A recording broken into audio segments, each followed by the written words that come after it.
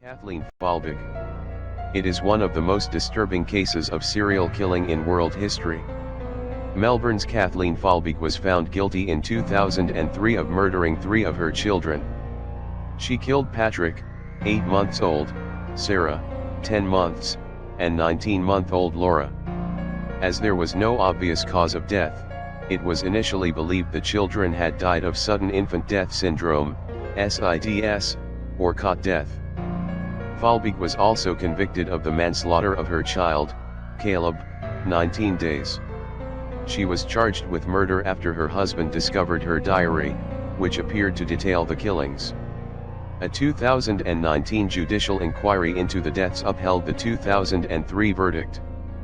Falvig, who is serving a maximum 30-year sentence, maintains her innocence.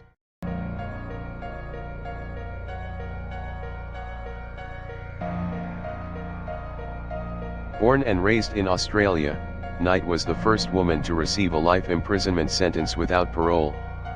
Throughout her life, Knight showed signs of severe mental instability, displaying bouts of aggression and violence against animals and humans. Her deadly act occurred when she brutally stabbed her partner, John Charles Thomas Price, before skinning and preparing his body for consumption by Price's children. After a series of escalating fights, Knight broke into Price's home late one night and stabbed him repeatedly in the chest, ultimately stabbing him 37 times. She skinned her ex-boyfriend Price and hung his skin from a meat hook on the wall of their shared home. She then decapitated Price and cooked his dismembered body with vegetables. Her terror was discovered when a neighbor found Price's car still in the driveway and that he didn't report for work. Fred and Rosemary West sexually tortured and then killed at least 12 females, including one of their own daughters. Body count believed to be much higher. He committed suicide before trial. She was found guilty and is serving life imprisonment. Harold Shipman, family doctor, found guilty of the murder of 15 of his patients. Body count believed to be much higher, possibly in the region of 250, mostly elderly women. Motive: financial gain. Hanged himself in prison aged 58. Peter Sutcliffe, the Yorkshire Ripper, convicted in 1981 of murdering 13 women and attempting to murder 7 others. Targeted prostitutes, though not all of his victims actually were working girls. Attacked with a hammer, then caused mutilations with a screwdriver. Was apparently happily married. Is still alive and imprisoned. Dennis Nilsen, former Army cook and ex-Metropolitan Police officer who murdered at least 12 young men during and after homosexual encounters. Convicted in 1983, died in prison in 2018. Liked to keep his dead victims with him as companions until their state of decomposition became too bad for him to stomach, at which point he dismembered the corpses and disposed of them. Had a dog called Bleep. Steve Wright, the Suffolk Strangler, not the most prolific killer with a body count of 5 young women, but all his victims were killed in the last couple of months of 2006. The victims, all sex workers, were strangled, stripped, and left deliberately displayed in the Suffolk countryside. Convicted in 2008 and currently serving a life sentence, he has not been ruled out of investigations into other killings. Jack the Ripper. The identity of Jack the Ripper still remains a mystery, but we do know that he murdered at least 5 women in or near the Whitechapel district of London's East End between August and November 1888. It is likely that the number of women that died at his hands is much higher than this. In each of the murders in this case, the woman's throat was cut and then the body was mutilated in a way that suggested an understanding of anatomy by the murderer. Whilst he wasn't the first serial killer in the UK, he remains the most notorious, as the case is the most significant unsolved crime in the country. Florence Nettie Lang, an invalid, and her sister, 84-year-old Mabel Bell, were both brutally beaten with a hammer. Maxine Zazara had her eyes gouged out. She had also been stabbed all over her body, had a T-shape carved into her breast, and was shot in the head. Women had their children bound to them after their husbands had been killed and they had been raped. John Wayne Gacy, Pogo the Clown, number of victims, 33 to 34. Final result, Lethal injection. John Wayne Gacy was an American serial killer and rapist who murdered at least 33 teenage boys and young men between 1972 and 1978 in Cook County, Illinois. By day, he was a clown performer at children's parties. Gacy lured his victims with the promise of construction work and then sexually assaulted and murdered them, usually by asphyxiation or strangulation. To his victims, he often referred to himself as Pogo the Clown. Like many serial killers, Gacy had an abusive father and felt alienated as a child. He worked as a fast food chain manager in the 1960s and organized social gatherings in which he worked as a clown. On May 10, 1968, Gacy was charged with sexual assault and arrested. Police then found that he had buried a total of 27 bodies under his house. Ed Gein, the butcher of Plainfield. Number of victims, 10 plus. Final result, respiratory and heart failure due to cancer. Edward Theodore Gein was a murderer and body snatcher who was also known as the Butcher of Plainfield. He confessed to killing Mary Hogan in 1954 and Bernice Worden in 1957. It was also found that he had exhumed corpses from local graveyards to make artifacts from the bones and skin. When police entered his house, they found Worden's decapitated body hanging upside down by her legs, all her internal organs removed. There were also many human bones, bowls made of human skulls, masks made from the skin of heads, fingernails, etc. He was found to be mentally unstable and sent to a mental asylum, where he died of cancer on July 26, 1984. 7. The Zodiac Killer. Number of victims, 5 to 37. Final result, never caught. The Zodiac Killer was active in Northern California during the late 1960s. He is known to have killed at least 5 people, but this number is almost certainly higher, and investigators believe the still unknown perpetrator could have had as many as 37 victims. The Zodiac Killer's first attack took place on December 20, 1968, when David Faraday and his girlfriend Betty Lou Jensen were shot dead near their car. There was no motive for the killings and the police could not identify the suspect. The name Zodiac originated from the killer's bizarre practice of sending ciphers and encrypted messages to the police and media. The police were able to generate a sketch of the Zodiac Killer from eyewitnesses, but he was never caught. 8. Ted Bundy. Number of victims, 30 plus. Final result, execution by electrocution. Theodore Robert Bundy was an American serial killer, rapist, and burglar who assaulted and murdered over 30 young women. Ted Bundy's killing spree started around 1974. He lured his victims to his car by feigning injury. He also used his charm to exploit women into trusting him. He would take them to a secluded spot, overpower and kill them. He sometimes revisited the body several hours at a time to perform sexual acts on the decomposing corpse despite the stench. During his trial, he was something of a celebrity because of his charm and intelligence. He fought for years to avoid the death sentence. However, he could not escape justice forever and, on January 24, 1989, he was executed. 10. Jeffrey Dahmer, the Milwaukee Cannibal. Number of victims, 17. Final result, murdered in prison. Jeffrey Lionel Dahmer, also was known as the Milwaukee Cannibal, was an American serial killer active between 1978 and 1991. He is known to have raped, murdered and dismembered 17 men and boys. He is also known to have indulged in necrophilia, cannibalism, and the permanent preservation of body parts. Dahmer killed his first victim in the summer of 1978 when he was just 18 years old. He picked up a teen hitchhiker named Stephen Mark Hicks, took him to his house, and strangled him to death. As his obsession with human viscera deepened, he began keeping body parts of his victims as trophies. When police found 3 heads and body parts in the fridge, he admitted to cooking and eating his victims. John Wayne Gacy, aka the Killer Clown. Classification: serial killer. Characteristics: rape. Number of victims: 33. Date of murders: 1972, 1978. Date of arrest: December 21, 1978. Date of birth: March 17, 1942. Victims profile: boys and young men. Method of murder: strangulation. Location: Chicago, Illinois, USA. Status: executed by lethal injection in Illinois on May 10, 1994.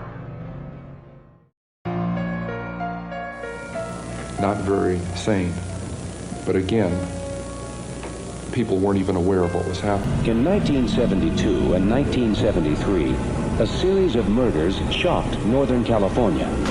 College girls began to disappear while hitchhiking. When I attacked her, she didn't at first realize what was happening. I was picking up some very lovely young women, severing a human head, 2 of them, at night, and probably walking up the stairs with a camera bag that belonged to a young woman that had her severed head in it. I cut off her head, and I humiliated her corpse. She sees the blood on my hands. "What are you doing?" She pulled back and she gasped. And I kept on just mindlessly attacking. She falls back into the trunk. I just killed a young woman. I slammed down the lid of the trunk. She's dead. She's dying.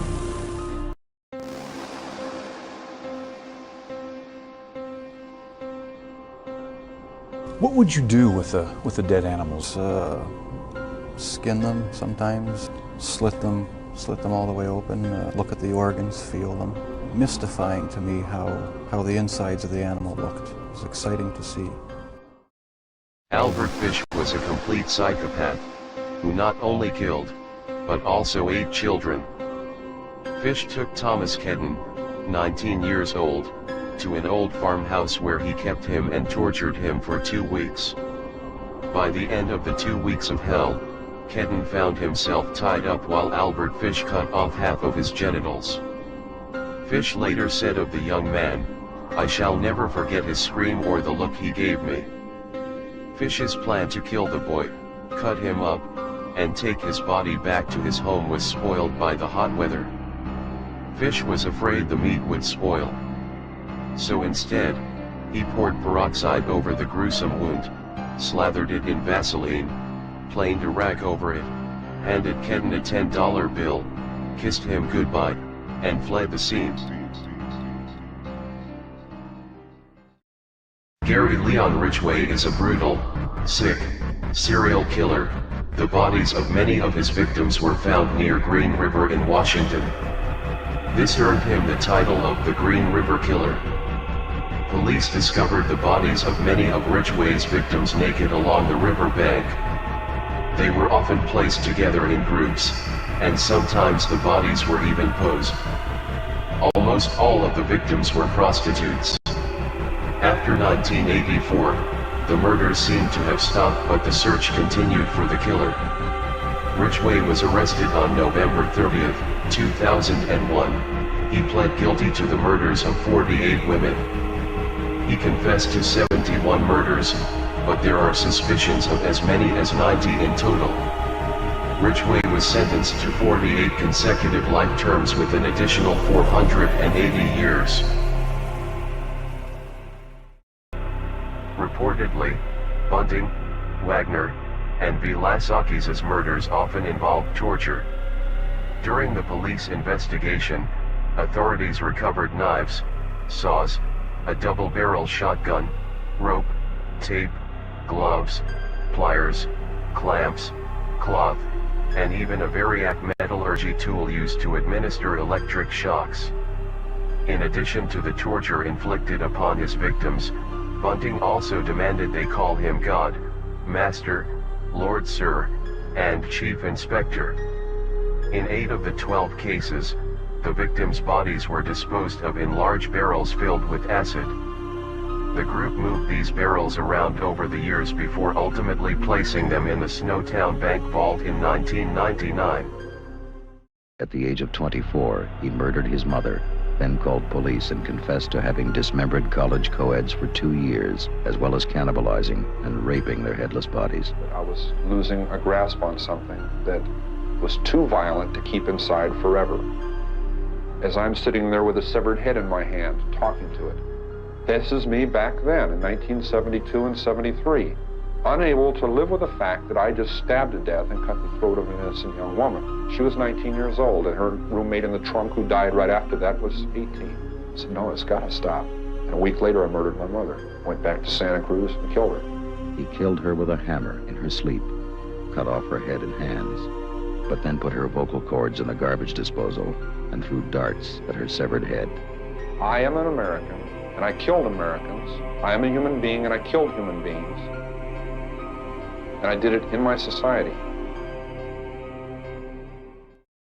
Kenneth Bianchi was called the Hillside Strangler because he dumped the victims on Hollywood hillsides. He dragged women from streets and apartments to his van. Bianchi said his accomplice was his cousin, Angelo Buono.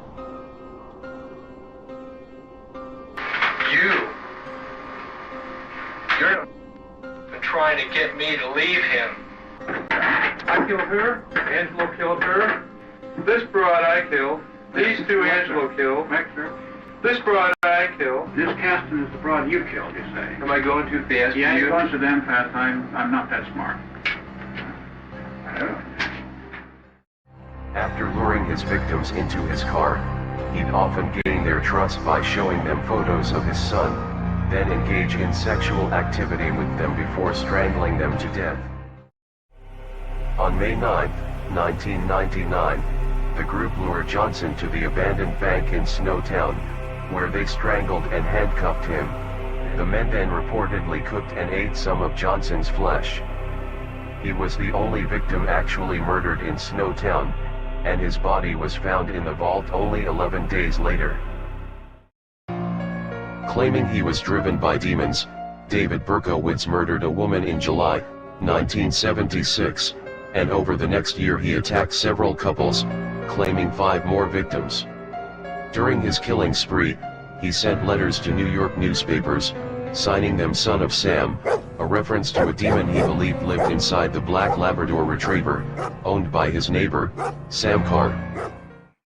Although not technically a serial killer but a spree killer, Martin Bryant was a cold-blooded Australian killer who committed one of the deadliest mass shootings. On April 28, 1996, he opened fire on dozens of unsuspecting victims at Port Arthur, killing 35 people and injuring 23 more.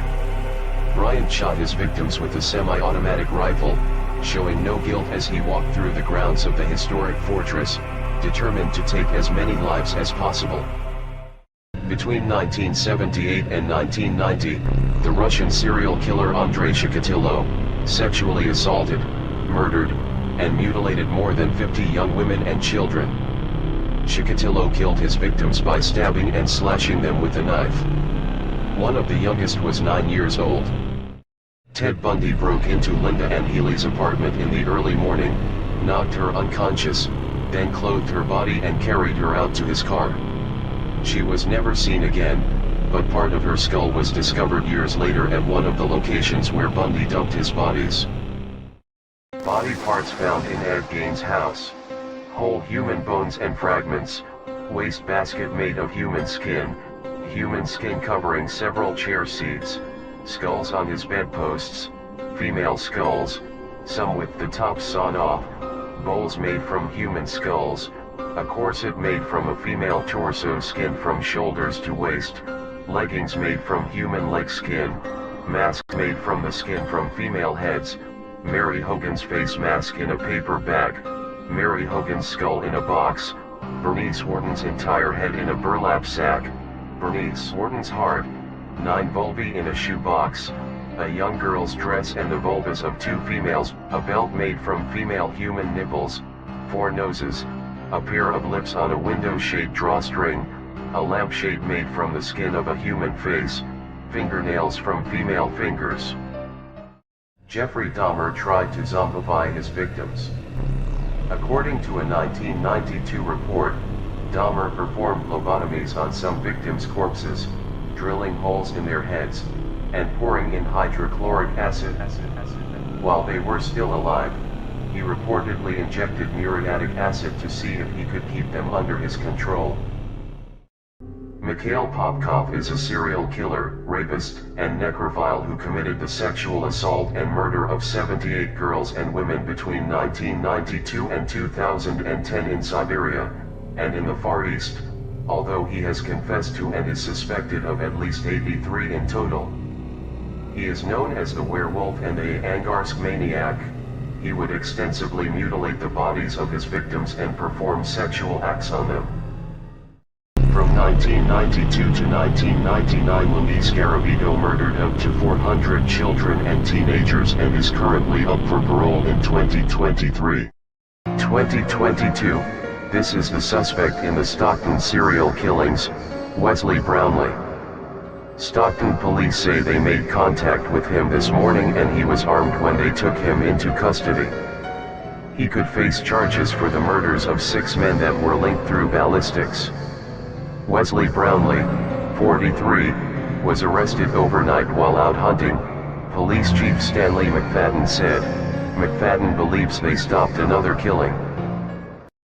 Gary Grant, like most serial killers, had a very troubled childhood. Growing up in a poor and abusive home quickly put him on a path of violent crime. Gary started killing at the age of 18 and continued for the next 2 years before being apprehended. To start with, he killed 2 girls, dragging them into the woods before having sexual intercourse with their corpses. Later, he murdered 2 6-year-old boys, hiding their bodies beneath leaves. During the trial, Grant tried to claim that he was insane. But an examination by a psychologist disproved this. He was given 4 consecutive life sentences. Warning: brutal content. Why did Ted Bundy sever some of his victims' heads? Bundy severed the heads of his victims not to kill them. The nutcase had already accomplished that by either blunt instruments or strangulation, but because the heads were trophies, or morbid souvenirs taken to remember the murders. He severed some purely for the thrill of it because he was a brutal maniac, and others he kept in his apartment building in an isolated maintenance closet before eventually disposing of them. The twisted freak indicated he might have performed fellatio with the severed heads. What a freaking sicko. 8-year-old boy from Bihar is world's youngest serial killer, if reports are to be believed. An 8-year-old boy from Bihar, Amrajit Satta, is the youngest serial killer in the world. He was born in 1998 in the village of Mushahar in Bihar. He has murdered 3 people. Satta committed the first murder at the age of 7. It is believed that he has murdered 3 people, including family members, by the time he was 8 years old in separate incidents between 2006 and 2007. It has been stated that when in police custody, Satta smiled a lot and showed no remorse after admitting he murdered his sister a few months earlier and his cousin the year before. He is understood to have been released in 2016 and his current whereabouts are unknown. Excavation under the Gacy house. Warning: graphic photos.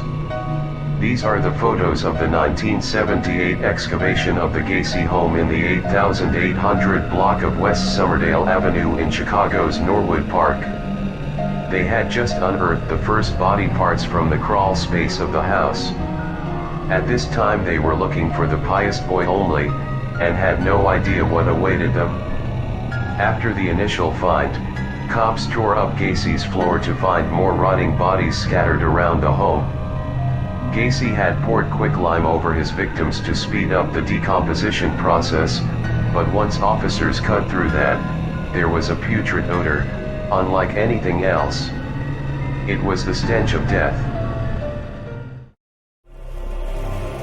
Richard Trenton Chase was an American serial killer, cannibal, and necrophile who killed 6 people in the span of a month, in 1977 and 1978 in Sacramento, California. He was nicknamed the Vampire of Sacramento because he drank his victims' blood, removed organs, and cannibalized their remains.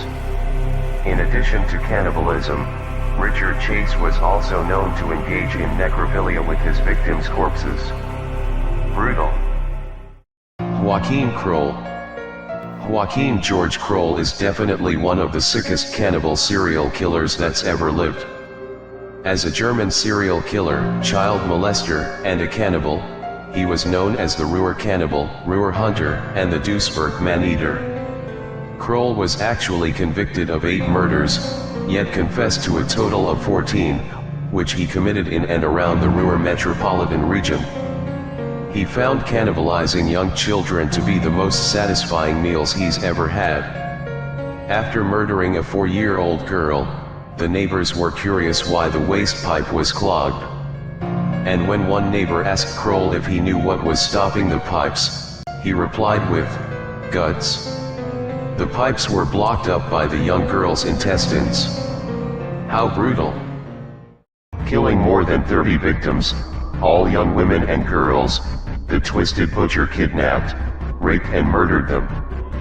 Their torture would continue as Twisted Ted returned to where he dumped the women's bodies or took them with him to sexually violate the corpses.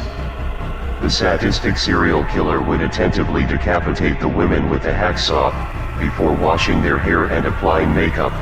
Then, Bundy would horrifically have sex with his victims' beheaded corpses. Bundy wanted to keep perverted trophies of his murder victims too. He bludgeoned the women to death before barbarically removing their heads and storing them in his apartment. The sicko decapitated at least 12 of his tragic victims and kept their severed heads as warped reminders of their deaths. Brutal. Totally sick, and brutal. Ted Bundy, the infamous bite mark. One of the most famous criminal cases to result in a conviction based on bite mark analysis is that of Ted Bundy. He raped and murdered multiple women, most notably Lisa Levy in the Chi Omega house on Florida State University's campus. Bundy had bitten Levy's buttock, leaving a mark for forensic scientists to use to their advantage. This mark was ultimately what convicted Bundy in 1979 of the murder of Levy and the other sorority woman he killed. Bundy had extremely crooked lower teeth, the molds of which allowed for easy identification within the bite mark analysis. Carl Panzram, gruesome serial killer. In my lifetime I have murdered 21 human beings. I have committed thousands of burglaries, robberies, larcenies, arsons, and last but not least, I have committed sodomy on more than 1,000 male human beings. For all these things I am not in the least bit sorry. Panzram was proud of the murders he'd committed and only wished he'd managed a few more. He claimed to hate the whole human race and wished he could kill everyone. Brutal. The Vampire of Dusseldorf. From murdering children, to drinking blood, Peter Kürten was the king of the sexual perverts, and perhaps the worst serial killer ever. Peter Kürten's preferred method of torture and murder was stabbing, usually with a pair of sharpened scissors. In addition to physical mutilation, he would sexually abuse his victims and strangle them into unconsciousness. 5 separate psychologists concluded that he was, in fact, perfectly sane. That's totally brutal. Peter Kürten's severed and mummified head. Tried for 68 ghoulish crimes, including 9 murders, Peter Kürten was sentenced to be beheaded in Germany in 1931. After his execution, doctors decided to open Peter Kürten's head to see what was wrong with him. His head was mummified, then bisected to get to the brain. His head was bisected to study his brain and the skull's internal cavities. Brutal. Aileen Carol Wuornos was a serial killer who preyed on truck drivers in Florida. Wuornos was named America's first female serial killer by 1991. She lived on the streets and motels, killing men who picked her up on the side of the highway. She claimed that the murders were done in self-defense, that the men tried to sexually assault her. Between 1989 to 1990, she murdered at least 7 men. By 1992, she received 6 death sentences. She was executed by a lethal injection in 2002. Robert Lee Yates Jr. Between 1996 and 1998, multiple prostitutes were found dead, all at the hand of Robert Lee Yates. Initially they were solicited for prostitution. Yates used to have sex with them, after which he killed them. All of his victims died of gunshot wounds to the head. The Crazy Pig Farmer. Robert Willie Pickton. Between 1983 and 2002, Pickton, a pig farmer from Port Coquitlam, British Columbia, killed at least 6 women who had all gone missing after visiting the farm, although he was charged with the murders of 20 more. He is suspected of being one of the most prolific serial killers in Canadian history. Pickton said, "A good way to kill a female heroin addict was to inject her with windshield washer fluid." Pickton mentioned killing sex workers by handcuffing and strangling them, then bleeding and gutting them before feeding them to pigs. Brutal, very brutal. Randy Stephen Kraft is often referred to as the Scorecard Killer, a name which refers to the list of coded phrases found in his car, which is believed to have been a system for keeping track of the murders of boys and men he committed primarily in California between 1972 and 1983. In May of 1989, Kraft was found guilty of 16 counts of murder, 1 count of sodomy, and 1 count of emasculation, although he's believed to have murdered as many as 51 additional men and boys. 22 of his suspected 67 victims remain missing and unidentified. On May 14, 1983, he was pulled over and arrested for drunk driving. In the passenger seat of his car was the corpse of a young man. That's way brutal. Maryland serial killer Charles Davis was an ambulance driver who murdered 3 women in the 1970s. Davis stalked his victims until they parked in a quiet area outside of a shop or restaurant. His father was a police lieutenant and he would use this contact to run the license plate and obtain the name of his intended victim. He abducted and strangled them. The bodies were then left in open areas along busy roads within his ambulance's route. A passerby would alert the emergency services of the body, but nobody suspected the ambulance driver who arrived on the scene was actually the killer. Davis was eventually caught after using a stolen credit card belonging to one of his victims. He confessed to the murders and was sentenced to life in prison.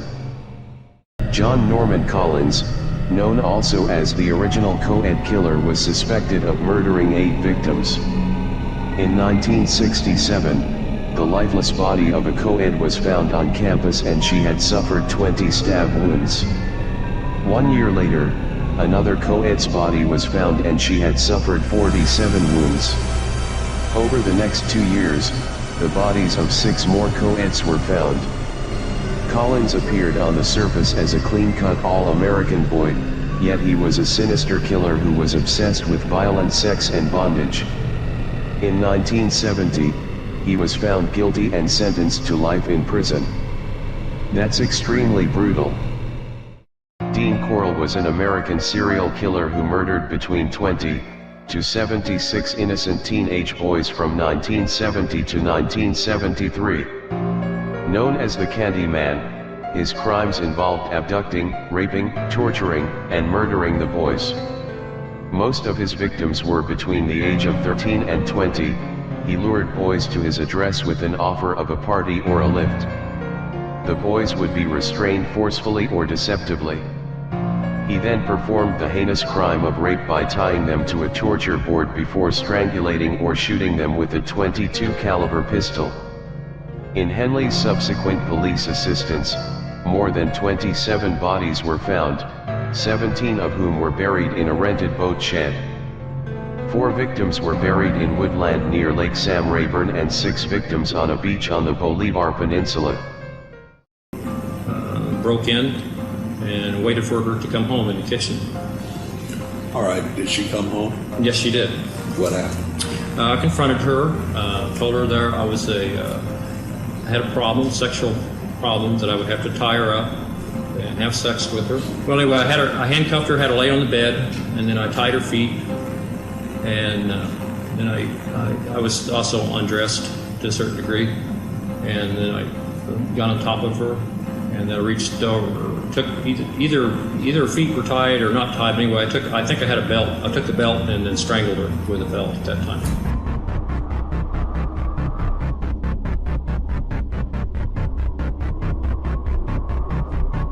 A gruesome story leads off our newscast. Milwaukee police found body parts in a North Side apartment, and now they wonder if they've uncovered some kind of death factory. This was the scene earlier this morning. Police hired a private contractor to haul a refrigerator and a tank of acid out of the apartment in the 900 block of North 25th Street. Because of the acid, some neighbors were evacuated briefly. Police found parts of bodies, leading them to believe the man they arrested is a mass murderer. A 31-year-old man was arrested at that apartment. The Milwaukee County Medical Examiner will release more details on this case this morning at 10 o'clock. But a police lieutenant tells us he suspects this case could get national attention and could be the most gruesome case we have seen in Milwaukee in years. That was a fit of anger. You know, we spent a day down Turning Point Park, you know, feeding the ducks and walking around. And we're making out, and then she just flipped, you know, jumped up, says, I'm going to scream, I'm going to tell the cops. They had snapped her neck.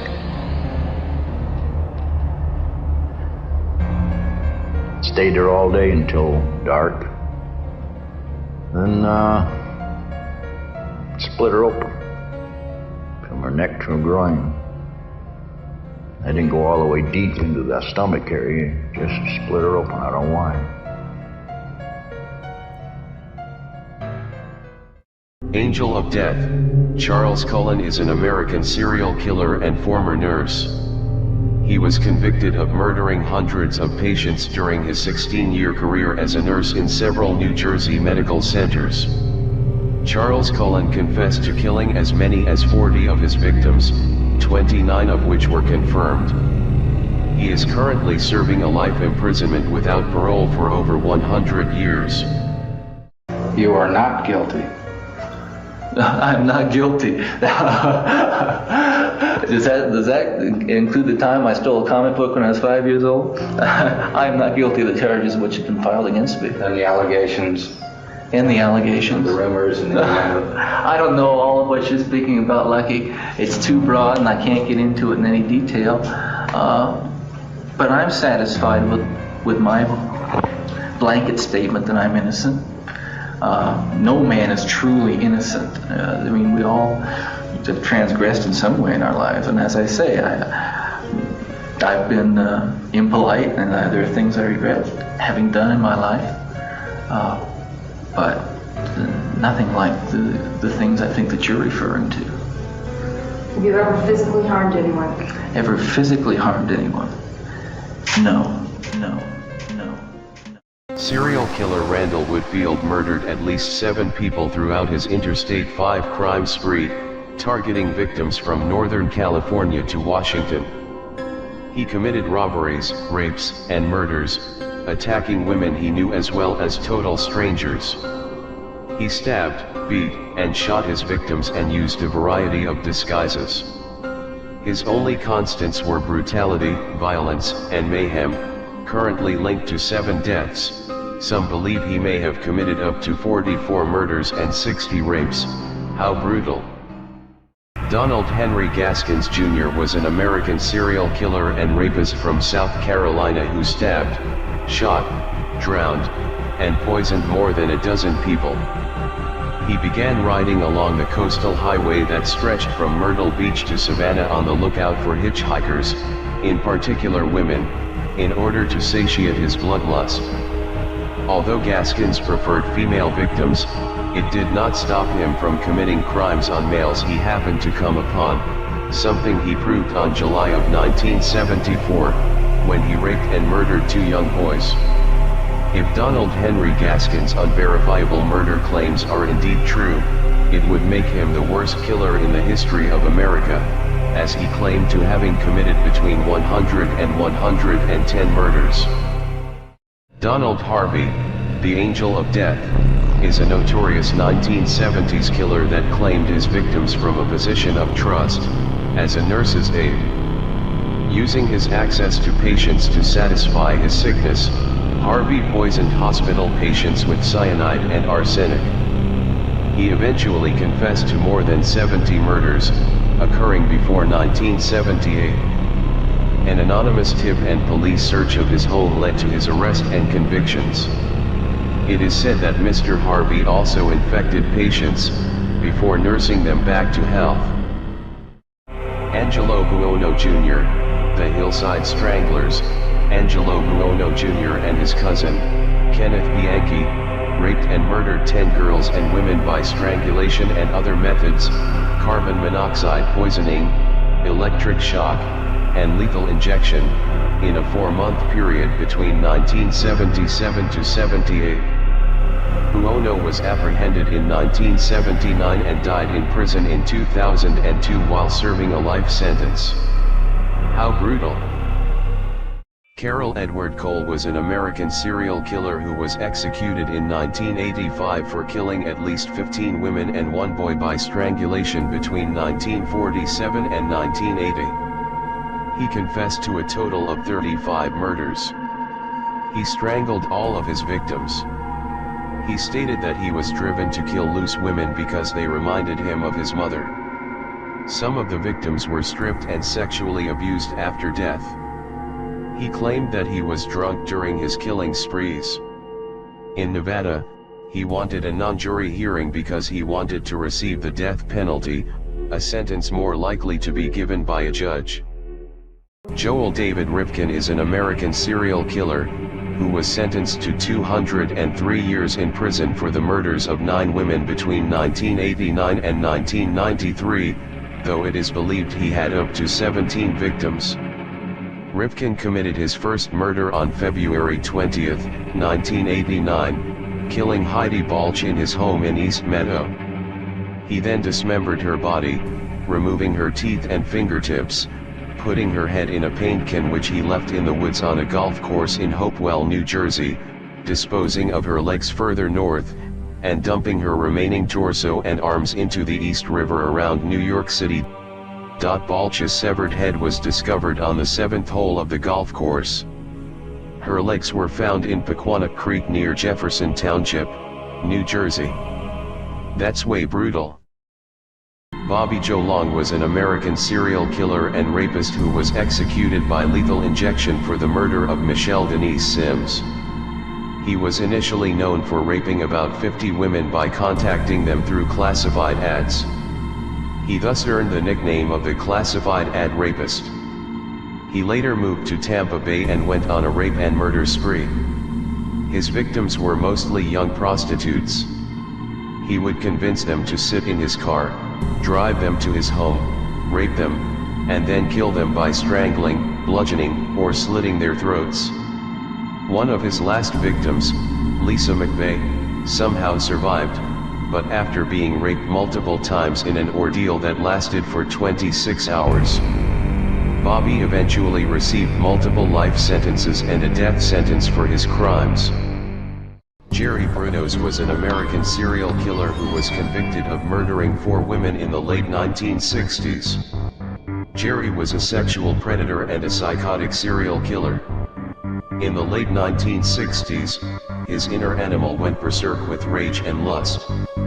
He claimed his first victim in early 1968 and then embarked on a murderous spree.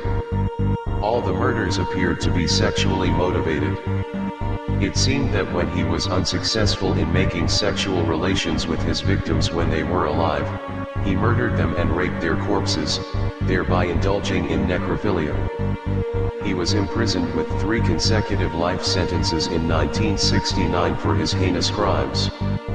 He was kept in the Oregon State Penitentiary, where he died of liver cancer in 2006. His name should have been very brutal. Kenneth Alessio Bianchi, born May 22, 1951, is an American serial killer, kidnapper, and rapist. He is known for the Hillside Strangler murders committed with his cousin Angelo Buono Jr. in Los Angeles, California, as well as for murdering 2 more women in Washington by himself. The Hillside Strangler murders began with the deaths of 3 sex workers who were found strangled and dumped naked on hillsides northeast of Los Angeles between October and early November 1977. It was not until the deaths of 5 young women who were not sex workers, that the media attention and subsequent Hillside Strangler moniker came to prominence. Bianchi and Buono had raped and murdered 10 young women and girls by the time they were arrested in early 1979. That's extremely brutal. Joseph Douglas Ball, the Butcher of Elmendorf. Joseph Douglas Ball was an American murderer and suspected serial killer, sometimes referred to as the Alligator Man, the Butcher of Elmendorf and the Bluebeard of South Texas. He is known to have killed 2, and is said to have killed as many as 20 women in the 1930s. He was also the owner of a watering hole called the Sociable Inn, that had a pool out back which had 5 alligators. Sometimes to amuse his clientele, Joe would throw in a kitten or a dog as lunch for the deadly reptiles. Rumors began to surface that the pool behind the tavern with the 5 alligators inside may have played a role in disposing of the bodies. That's hell brutal. Richard Ramirez, the Night Stalker, was an American serial killer and sex offender whose crime spree took place in California between June 1984 and August 1985. Ramirez used a wide variety of weapons and different murder methods, including handguns, various types of knives, a machete, a tire iron, and a claw hammer. He punched, pistol-whipped, and strangled many of his victims, both with his hands and in one instance a ligature, stomped at least one victim to death in her sleep, and tortured another victim by shocking her with a live electrical cord. Ramirez also frequently enjoyed degrading and humiliating his victims, especially those who survived his attacks or whom he explicitly decided not to kill, by forcing them to profess that they loved Satan, or telling them to swear on Satan. Robert Verdello was a notorious American serial killer who murdered at least 6 men in Kansas City, Missouri between 1984 and 1987. Before he ended the lives of his victims, he would subject them to shocking and terrifying acts of torture, physically abusing and raping them daily, while holding them in agonizing captivity often for weeks on end. Verdello became infamous as the Kansas City Butcher after his exploits came to light for his habit of cutting up the bodies of his victims with a chainsaw, and a knife for disposal in garbage bags after draining the blood. 2 skulls were found in his bedroom. One was an artifact and the other that of Robert Sheldon, his second victim. Dr. Michael Joseph Swanko, born October 21, 1954, is an American serial killer who is estimated to have been involved in as many as 60 fatal poisonings of patients and colleagues. While he worked in Rhodes Hall at OSU, nurses noticed that apparently healthy patients began dying mysteriously with alarming frequency, each time Swanko had been the floor intern. One nurse caught him injecting some medicine into a patient who later became strangely ill. With non-patients such as his co-workers, he used poisons, usually arsenic, slipping them into foods and beverages. With patients, he sometimes used poisons as well, but usually, he administered an overdose of whichever drug the patient had been prescribed, or wrote unnecessary prescriptions for dangerous drugs. Larry Eiler, the Interstate Killer, was a serial murderer who targeted teenage boys and young men, dumping their bodies along interstates throughout the Midwest. All of the men had been found with their pants and underwear around their ankles, subjected to various forms of sadomasochism and sexual assault. They all displayed signs of bludgeoning as well, including bruising and contusions, and knife marks to their torsos. The victims were usually missing their shirts and wallets as well. Many of the victims had excessive head wounds, suggesting that the perpetrator had continued stabbing them long past the fatal blow. They also displayed signs of aggravated assault, again continuing long past their deaths. He committed dismemberment, and some of the victims had even been disemboweled. Man, that's brutal. Juan Corona was from Yuba City, California. One would not suspect him as a serial killer as he lives a normal life in the city as a farm labor contractor. However, on May 26, 1974, Corona got arrested because of the bodies found in an orchard. Neighbors near that orchard reported to the police that there was some kind of suspicious activity in the area. All evidence led to Juan, and he was finally convicted in 1973. His final sentence was life conviction without the possibility of parole. He never admitted the crime but was seen as guilty by the court. In a 2011 hearing, Corona finally admitted to the crime of stabbing all 24 workers to death while shooting the 25th victim. According to him, his victims were alcoholic trespassers on the orchard. The Grim Sleeper serial killer. Somewhere between the 1980s to the 2000s, Looney David Franklin Jr. was out targeting drug addicts and prostitutes in downtown Los Angeles. He had his nickname Grim Sleeper because authorities believe that he stopped all the murders for at least a decade before doing another murder spree in the early 2000s. Franklin was married with 2 children, and he was a former garage attendant and a city sanitation worker. But nothing lasts forever, as he was arrested by the police on July 7, 2010, after his DNA was matched to a series of killings. Because of all 10 victims, he got a death sentence. Chester Turner, the South Side Slayer, born November 5, 1966, is an American convicted serial killer. On April 30, 2007, he was convicted of the murders of 10 women in Los Angeles, and was also found guilty in the death of the unborn child of one of his victims. He was convicted of 4 additional murders on June 19, 2014. Prosecutors have called Turner one of the most prolific serial killers in the city's history. On July 10, 2007, Turner was sentenced to death for the 11 murders he was originally convicted of committing. On June 26, 2014, Turner was sentenced to death a second time for the 4 additional murders. Edmund Kemper, known as the Co-Ed Killer, brutally murdered at least 10 people in California during the 1960s and 70s. Kemper was a cunning serial killer who raped corpses, mutilated dead bodies, and buried his victims' heads in his backyard. His high IQ of 145 only made him more dangerous, as he used his intelligence to slip away from his crime scenes undetected. Kemper said, "One side of me says, wow, what an attractive chick. I'd like to talk to her, date her. The other side of me says, I wonder how her head would look on a stick." He even buried a severed head from one victim in his mother's garden and left it facing toward her bedroom. According to him, he did this because his mother always wanted people to look up to her. The Cleveland Strangler, Anthony Sowell. Anthony Edward Sowell was an American serial killer and rapist known as the Cleveland Strangler. He was convicted in 2011 of murdering 11 women whose bodies were discovered at his Cleveland, Ohio home in 2009. Sowell's method of murder was strangulation with household objects. He lured his victims to his home where he raped and killed them.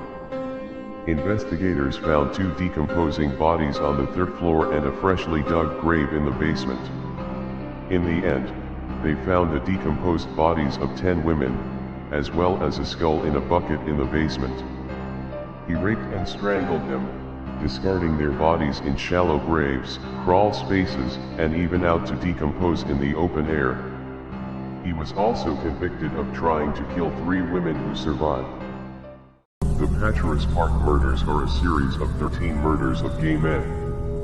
The murders were committed between 2007 to 2009. The unidentified killer was dubbed the Rainbow Maniac because the gay pride flag has the colors of a rainbow. The victims were all between 20 to 40. All of the victims were shot in the head, except for one victim. He died from blows he received to the head. The serial killer's last victim was shot 12 times. According to the witnesses that came forward, a retired state police sergeant, Jairo Francisco Franco, was responsible for these murders. The witnesses saw Franco multiple times at the park. One even claimed to have seen Franco shoot a gay man 12 times.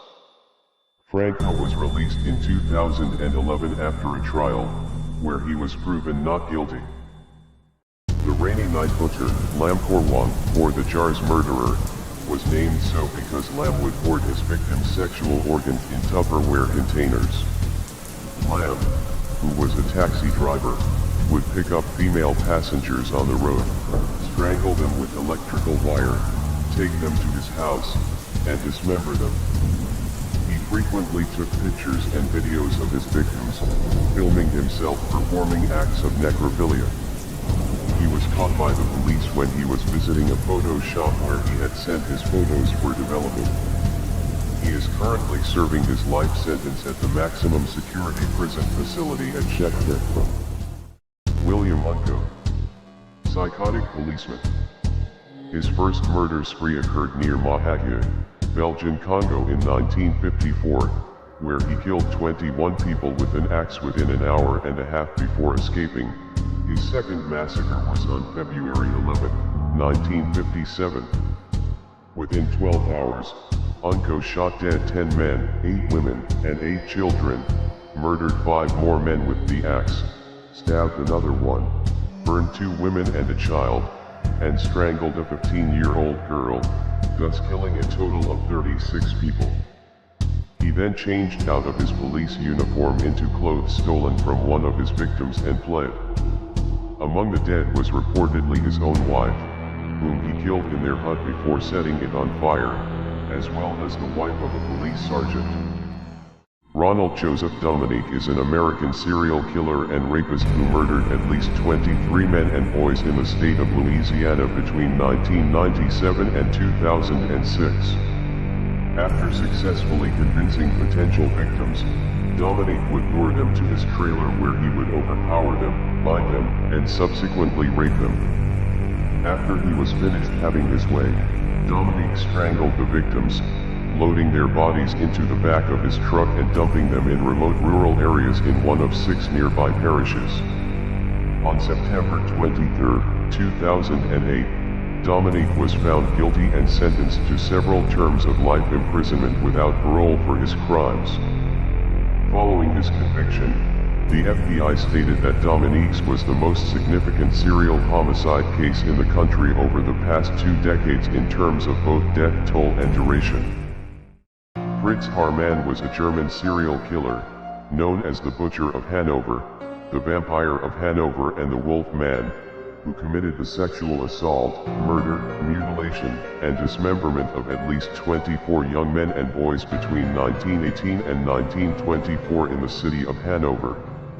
Haarmann was found guilty of 24 of the 27 murders for which he was tried, and sentenced to death by beheading in December 1924. Haarmann became known as the Butcher of Hanover due to the extensive mutilation and dismemberment committed upon his victims' bodies, and by such titles as the Vampire of Hanover and the Wolf Man, because of his preferred murder method of biting into, or through his victims' throats. Alexander Spisovtsev is a Russian serial killer, also known as the Siberian Ripper, convicted for the killing of 4 people in Novokuznetsk in 1996. He targeted street children and young women across Novokuznetsk by luring them into their apartment, where they would be tortured and killed, and sometimes cannibalized. Despite only being convicted for 4 murders, Spisovtsev confessed to 19 murders that he was accused of by police, and based on evidence is believed to have committed over 80 killings. His mother, who was charged with complicity to 3 murders, was sentenced to 13 years in prison. The first sign of his victims arose when the gangrenous severed heads, torsos, and arms of unidentifiable children were found washed up on the banks of the River Avon. Richard Francis Cottingham is an American serial killer and rapist who murdered at least 17 young women and girls in New York and New Jersey between 1967 and 1980. He was nicknamed the New York Ripper, the Torso Killer and the Times Square Killer, since his crimes often targeted prostitutes and included mutilation. He would approach them in bars, drug them with the date rape drug Tuinal, take them to a remote location, typically a motel, where he would bind, gag, torture, and stab them before killing them by strangling them with a ligature. He would occasionally remove and dispose of his victims' heads and hands, severely bite and scrape their nipples, cut around the breasts, and use other forms of torture. He forced his victims to address him as Master.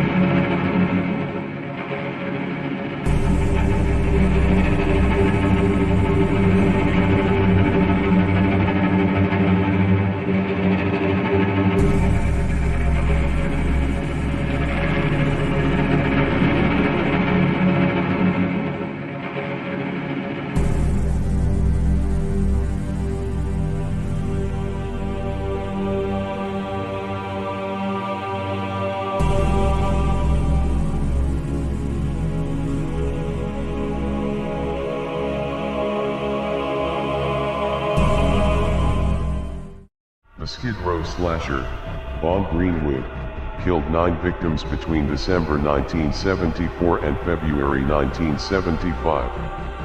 Greenwood was convicted of 9 counts of murder, including 8 of the Skid Row slasher killings in Southern California. The slasher victims had their throats cut from ear to ear. There was evidence that the killer drank the blood of the victims. Greenwood left cups of blood and rings of salt around the corpses. The items left around the bodies have caused some to believe the murders to be linked to Satanism. On January 19, 1977, Greenwood was sentenced to life imprisonment. Charlie Brandt committed suicide by hanging after murdering his wife and niece. The latter was also decapitated and eviscerated in a manner strongly similar to 26 unsolved murders of women in Florida starting in 1973, the year Brandt moved to the state. Brandt was later considered the culprit in one of these murders, due to his strong resemblance to a suspect who was filmed by a traffic camera near the place where one body was found. He could not be officially tied to the other crimes due to lack of evidence. When he was 13 years old in 1971, he attempted to murder his whole family with a gun, for no apparent reason. His mother, who was pregnant, died in this attack, but his father survived, and his sister escaped. California Alphabet Murders. Joseph Naso killed 4 women between the 70s and 90s. Diary excerpts show how he stalked and sexually assaulted his victims and then photographed them in sexual poses alongside mannequin parts.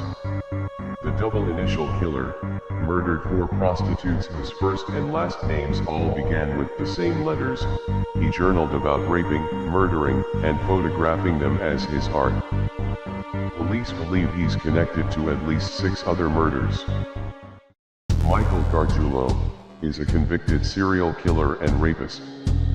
He is a native of the Chicago suburb of Glenview, Illinois, where he may have stabbed his neighbor, 18-year-old Tricia Pacaccio, to death on her back doorstep in 1993. He moved to Los Angeles in 1998, and committed 2 murders and attempted murder in Southern California between 2001 and 2008. On February 21, 2001 he murdered 22-year-old Ashley Ellerin, stabbing her 47 times in her home in Hollywood. Ellerin's injuries included a neck wound that nearly severed her head and deep punctures to the chest, stomach, and back. Some of her wounds were up to 6 inches deep. One stab wound actually penetrated the skull and took out a chunk of skull like a puzzle piece. Wendell Willis Lightbourne, known as the Moon Mad Murderer, is a Bermudian serial killer who committed 3 rape murders and the attempted murder of 2 others during a series of attacks that terrorized natives of the Warwick Parish area from July 1958 through September 1959, with most of the attacks involving mutilation. His victims had been found covered with bite marks and scratches and savagely beaten. He dumped one body on the beach and her corpse was mauled by sharks. The Killer Handyman. William Patrick Fife is a Canadian serial killer convicted of killing 5 women in the Montreal area of Quebec. Known victims: Hazel Scatolin, a 52-year-old woman who was stabbed to death and sexually assaulted in 1981. Anna Yarnold, a 59-year-old woman who was bludgeoned to death on October 15, 1999. Monique Gaudreau, a 46-year-old woman who was stabbed to death on October 29, 1999.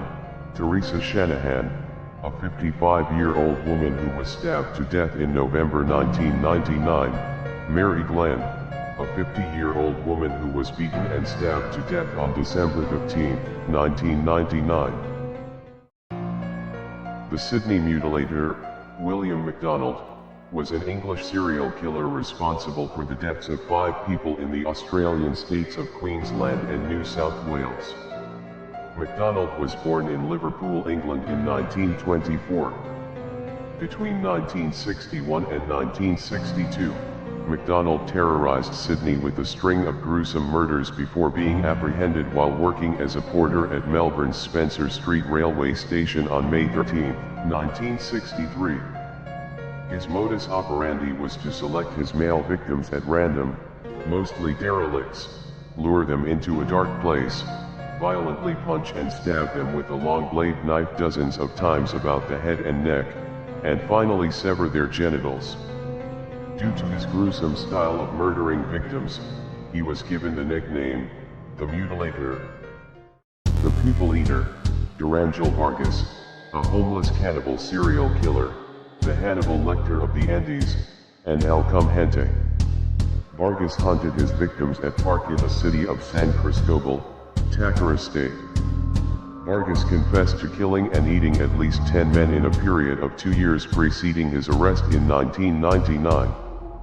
The following statement has been reported as Vargas' own words: "Human meat is nice, but I eat all kinds of meat: dog, cats, lizards.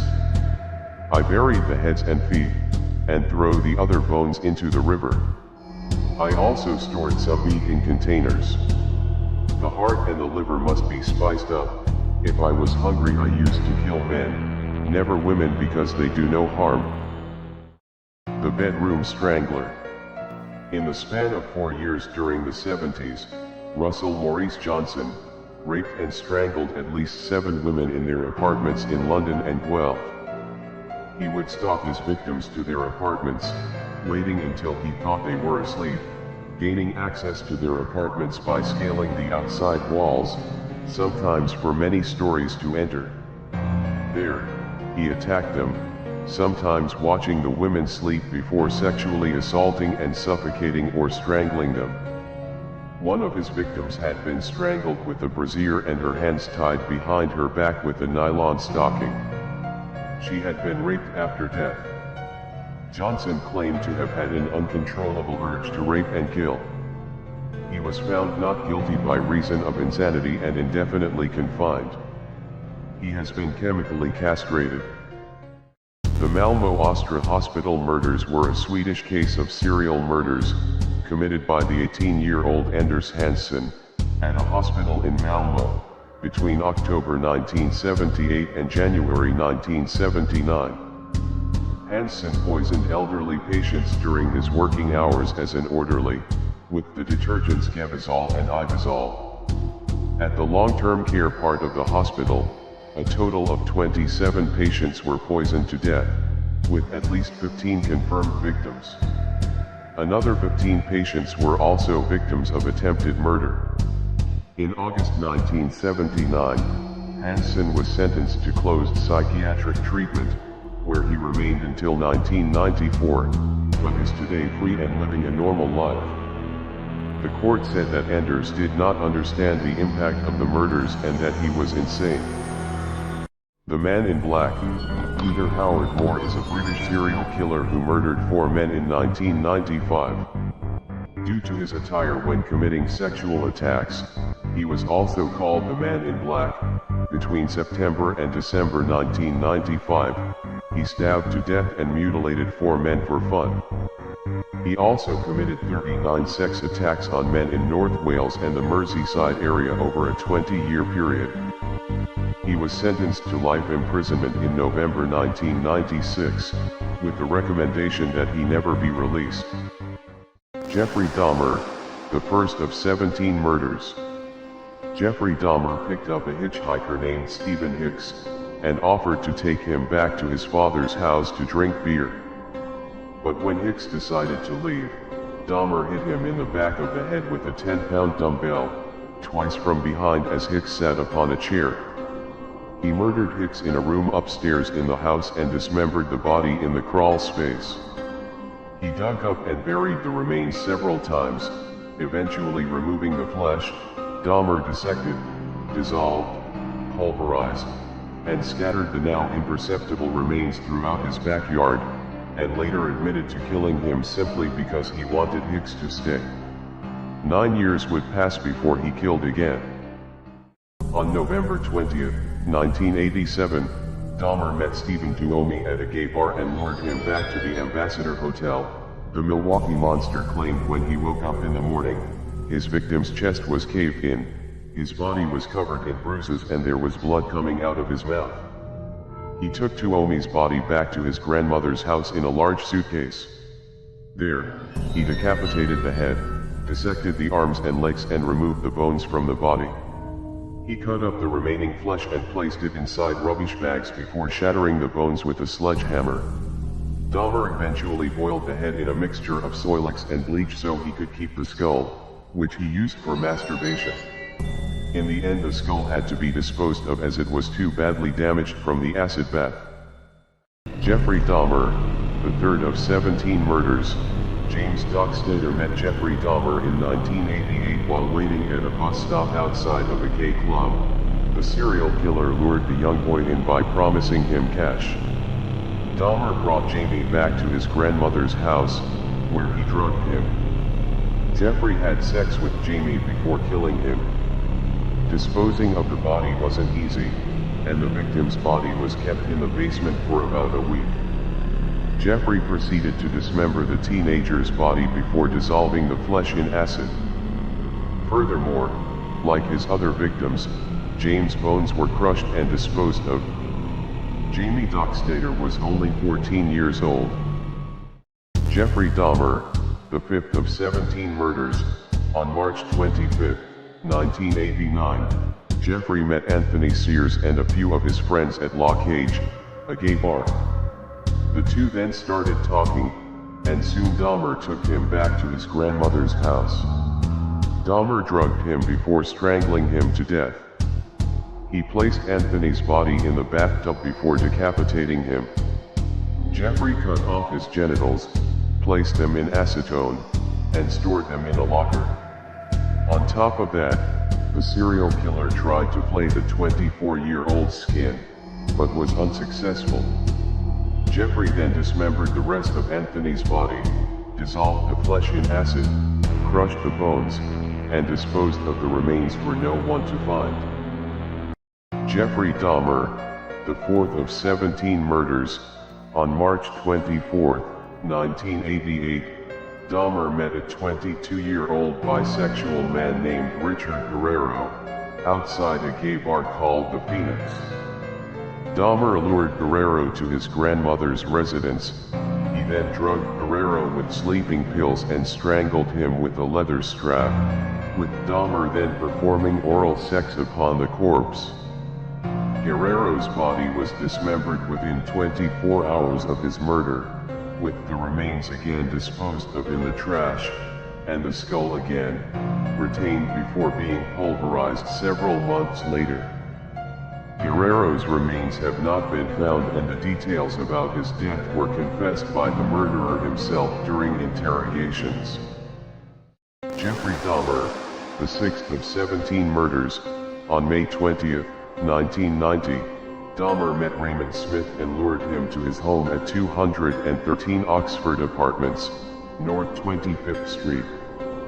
He offered him $50 in exchange for sex, and when he entered the property, he spiked the sex worker's drink with sleeping pills. It is reported that Mr. Smith's cause of death was strangulation.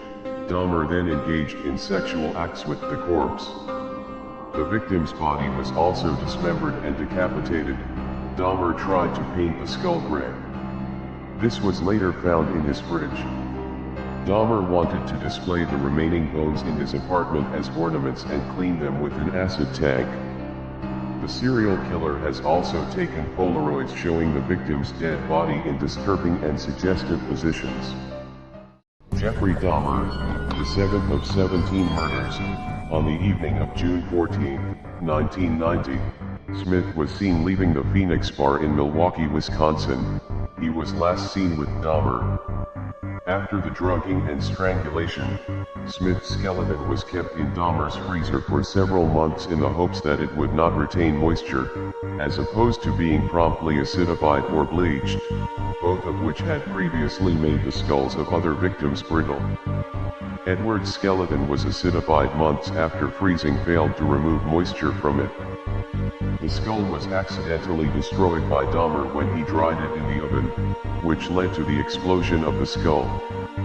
Later, Dahmer told police he had felt terrible about murdering Smith since he couldn't retain any part of his body. Jeffrey Dahmer, the eighth of 17 murders. Ernest Miller and Jeffrey Dahmer met in front of a bookshop on North 27th Street. He was killed by having his throat slashed. His entire skeleton was found in Dahmer's apartment, and he later admitted to eating his biceps. Dahmer said, "I separated the joints, the arm joints, the leg joints, and had to do 2 boilings. I think I used 4 boxes of Soilex for each one, put in the upper portion of the body and boiled that for about 2 hours, and then the lower portion for another 2 hours. The Soilex removes all the flesh, turns it into a jelly-like substance, and it just rinses off. Then I laid the clean bones in a light bleach solution, left them there for a day and spread them out on either newspaper or cloth and let them dry for about a week in the bedroom." Dahmer disturbingly kept his biceps in the freezer, painted his skull, and also bleached his skeleton. Jeffrey Dahmer, the ninth of 17 murders. On September 24, 3 weeks after Miller's murder, Dahmer ran into David Thomas at the Grand Avenue Mall. Dahmer offered him money if he would pose for pictures and encouraged him to pay a visit to his flat for a few drinks. It's believed that he went with him back to Dahmer's home in West Allis, Wisconsin. Thomas was beaten, strangled, and mutilated. Photographs of his dismembered body were discovered. He captured images of the dismemberment procedure and kept them, which helped Thomas be recognized. However, his actual remains were never found. Jeffrey Dahmer, the 10th of 17 murders.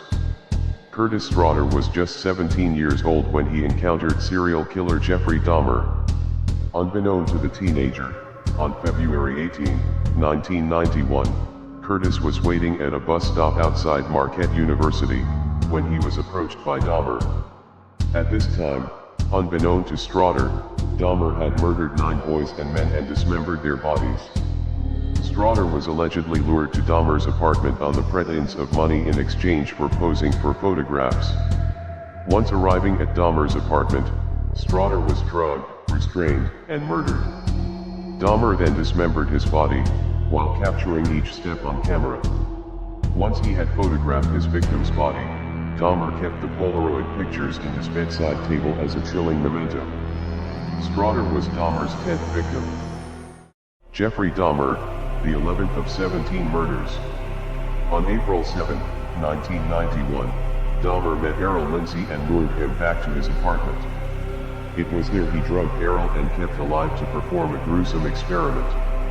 Dahmer drilled a hole in his head and poured hydrochloric acid into it, Hoping to render the victim in a vegetative state, he then murdered the 19-year-old.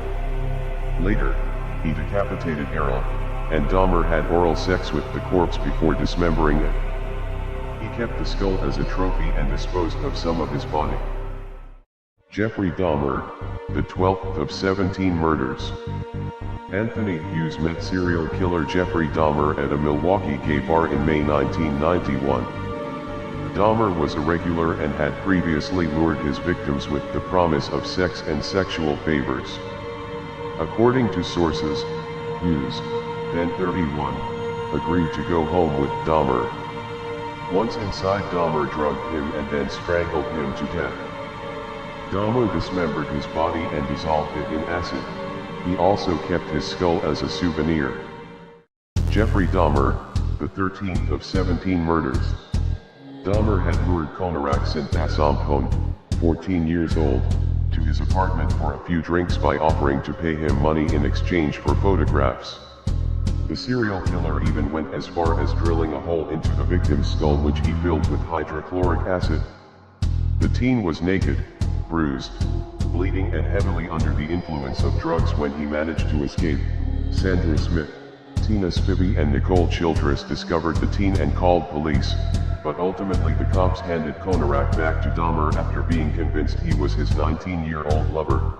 Dahmer strangled him to death, dismembered his victim's body, dissolved the flesh in acid, pulverized the bones, and disposed of the remains. However, Konarak's head was kept in the freezer, and cops reportedly found his skull after Jeffrey's arrest. Jeffrey Dahmer, the 14th of 17 murders.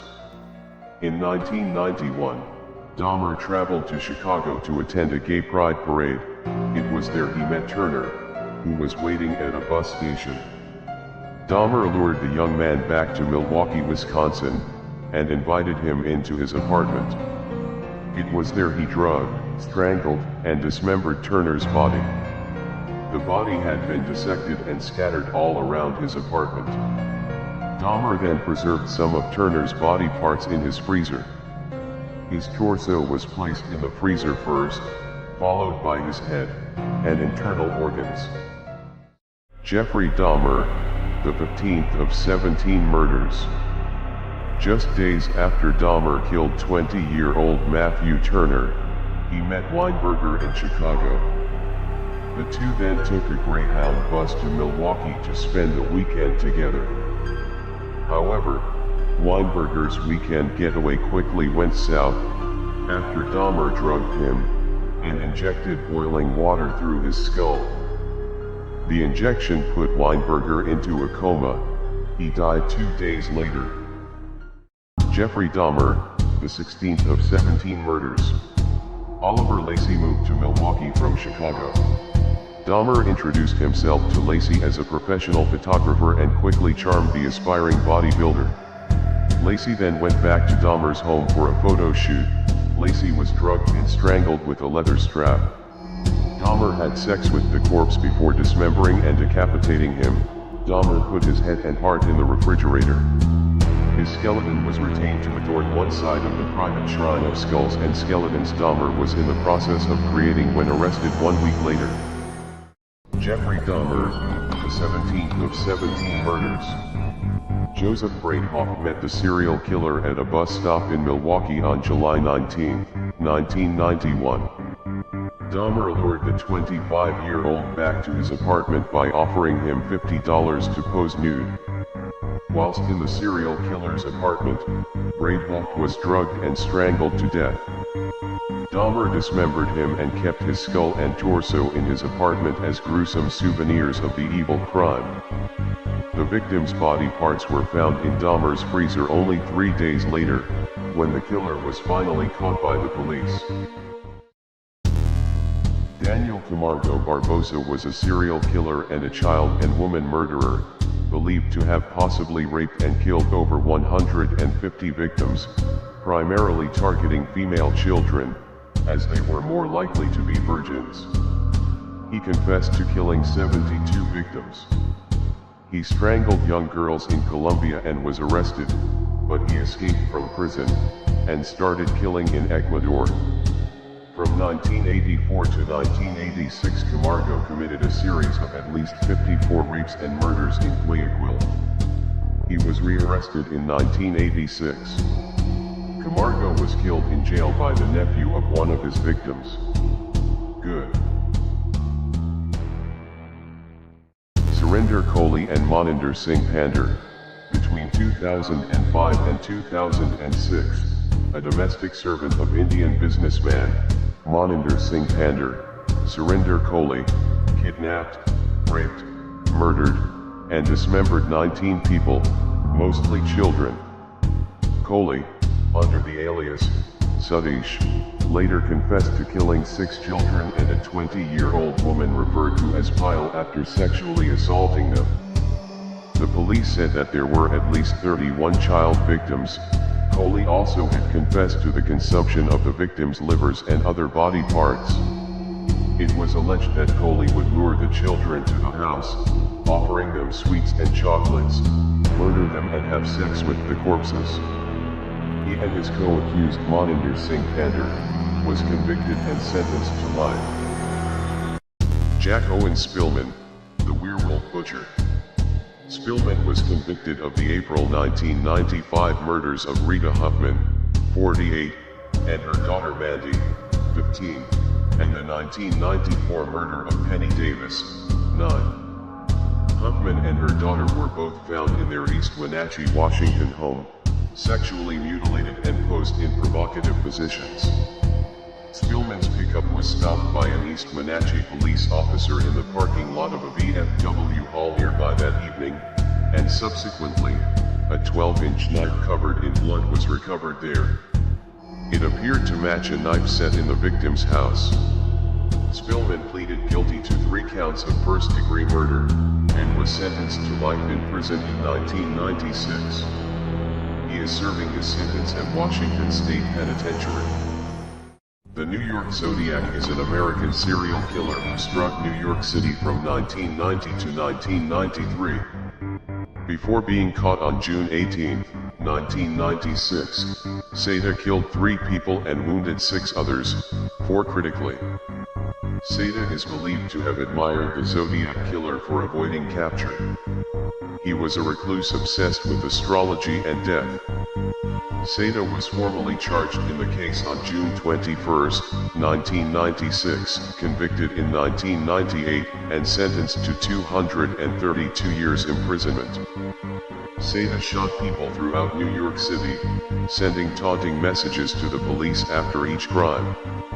The killer's letters to police claimed that he was selecting his victims based on their signs of the zodiac, and implied he would act only at certain times when specific stars were visible in the night sky.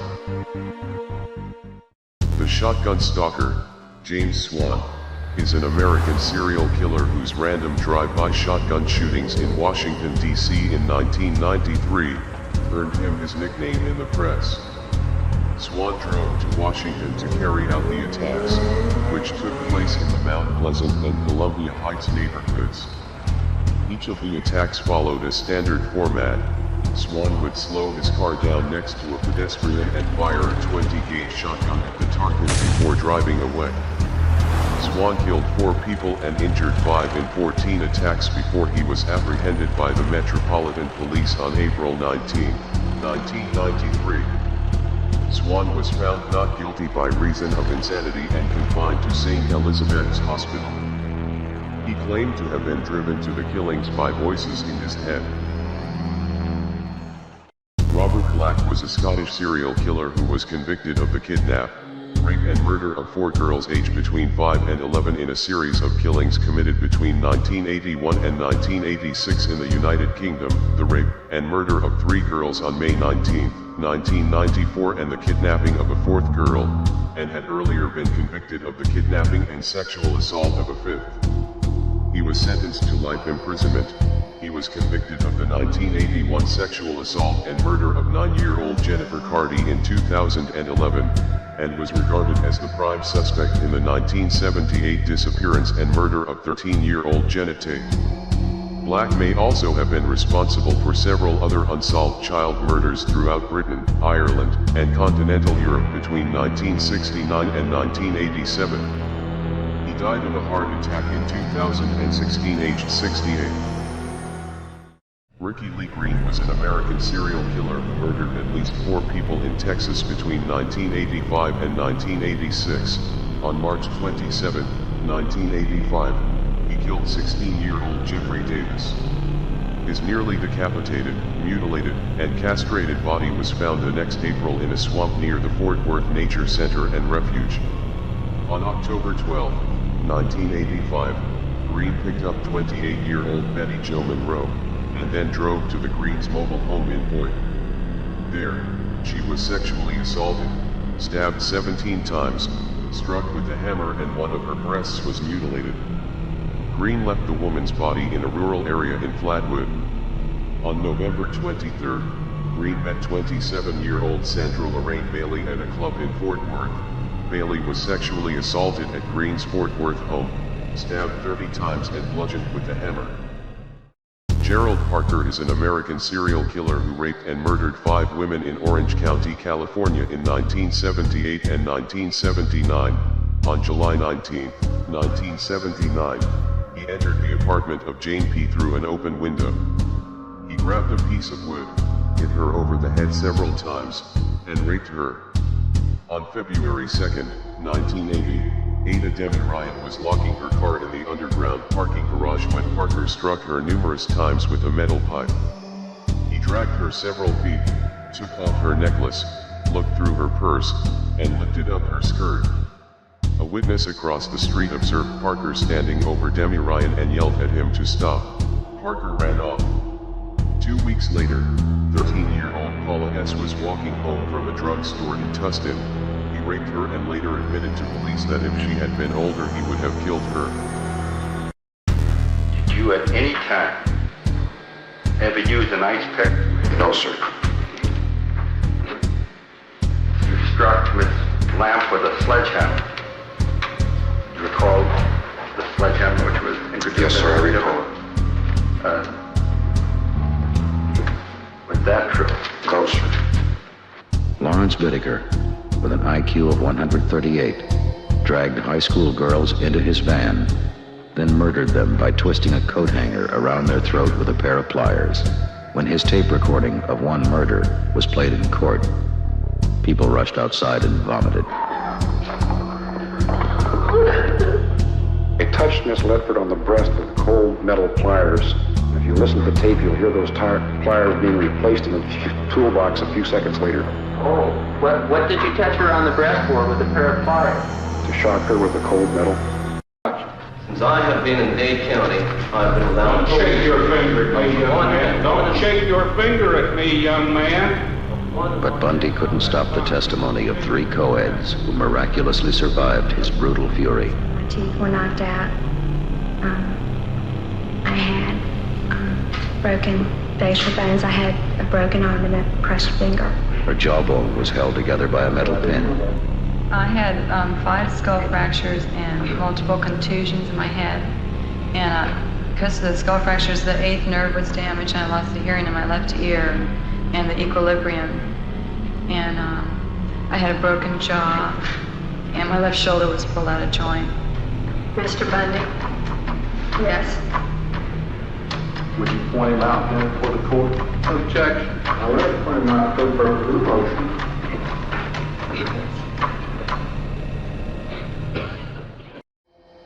David Berkowitz, 24, called himself the son of Sam. He believed a neighbor's barking dog was the devil's voice ordering him to purify the world. During 1977 in New York City, he killed teenage lovers in parked cars. When arrested, he said, "People say he's smiling, so he must be happy he killed them. I wasn't happy. I just had a job to do, and was doing it." The last call killer, Richard Rogers, is an American serial killer who murdered and dismembered at least 2 gay and bisexual men between 1992 and 1993. His modus operandi consisted of luring inebriated men from piano bars in Manhattan, murdering and dismembering them, and dumping their bodies in garbage bags along highways in New Jersey. He is suspected of murdering several other men in Maine, Florida, Connecticut, Pennsylvania, and New York from the 1970s to the 1990s. Rogers wasn't arrested until 2001, when a new forensic technique was used to uncover his fingerprints from the bags he used to wrap his victims' body parts in. Rogers was later convicted of 2 counts of first-degree murder and 2 counts of hindering apprehension. He is now serving 2 consecutive life sentences in New Jersey State Prison and has never spoken about the murders. So it was self-defense. Yeah. Bitter, evil, angry, have never been before in my life. Worse than even out there with those men. This is evil. I never hated men, but now I do. I mean, not all. I have a category. I hate those male. I hate those male cops. Real bad, because they're dirtballs. I sentence you in case number 91-463 to death for the murder of Troy Burris. Thank you. And probably see, I'll be up in heaven while y'all are rotting in hell. May your wife and kids get raped. I would ask that you Right. I know I was raped, and you weren't nothing but a bunch of stunk. Therefore, these proceedings are now Putting concluded. somebody who was raped to death. Countess Bathory. Elizabeth Bathory and 4 of her servants were accused of torturing and killing hundreds of girls and women between 1590 and 1610. Her servants were put on trial and convicted, whereas Bathory was confined to her home. She was imprisoned within Castle of Ksechty. The charges leveled against Bathory have been described by several historians as a witch hunt.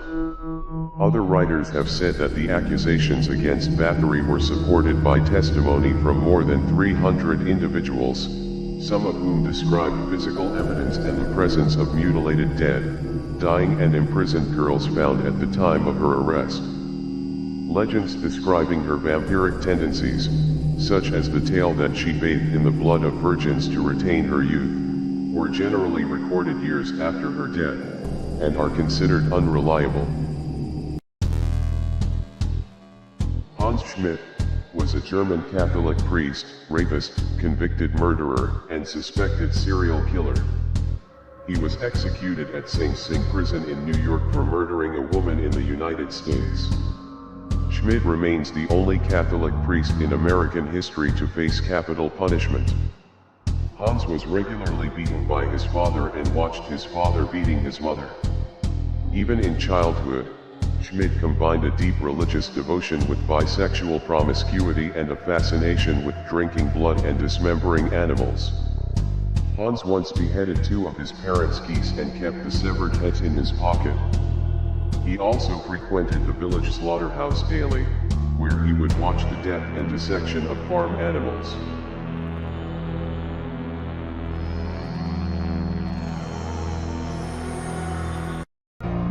Walter Earl Ellis, known as the Milwaukee North Side Strangler, was an American serial killer who raped and strangled at least 9 women in the city of Milwaukee, Wisconsin between 1986 and 2007.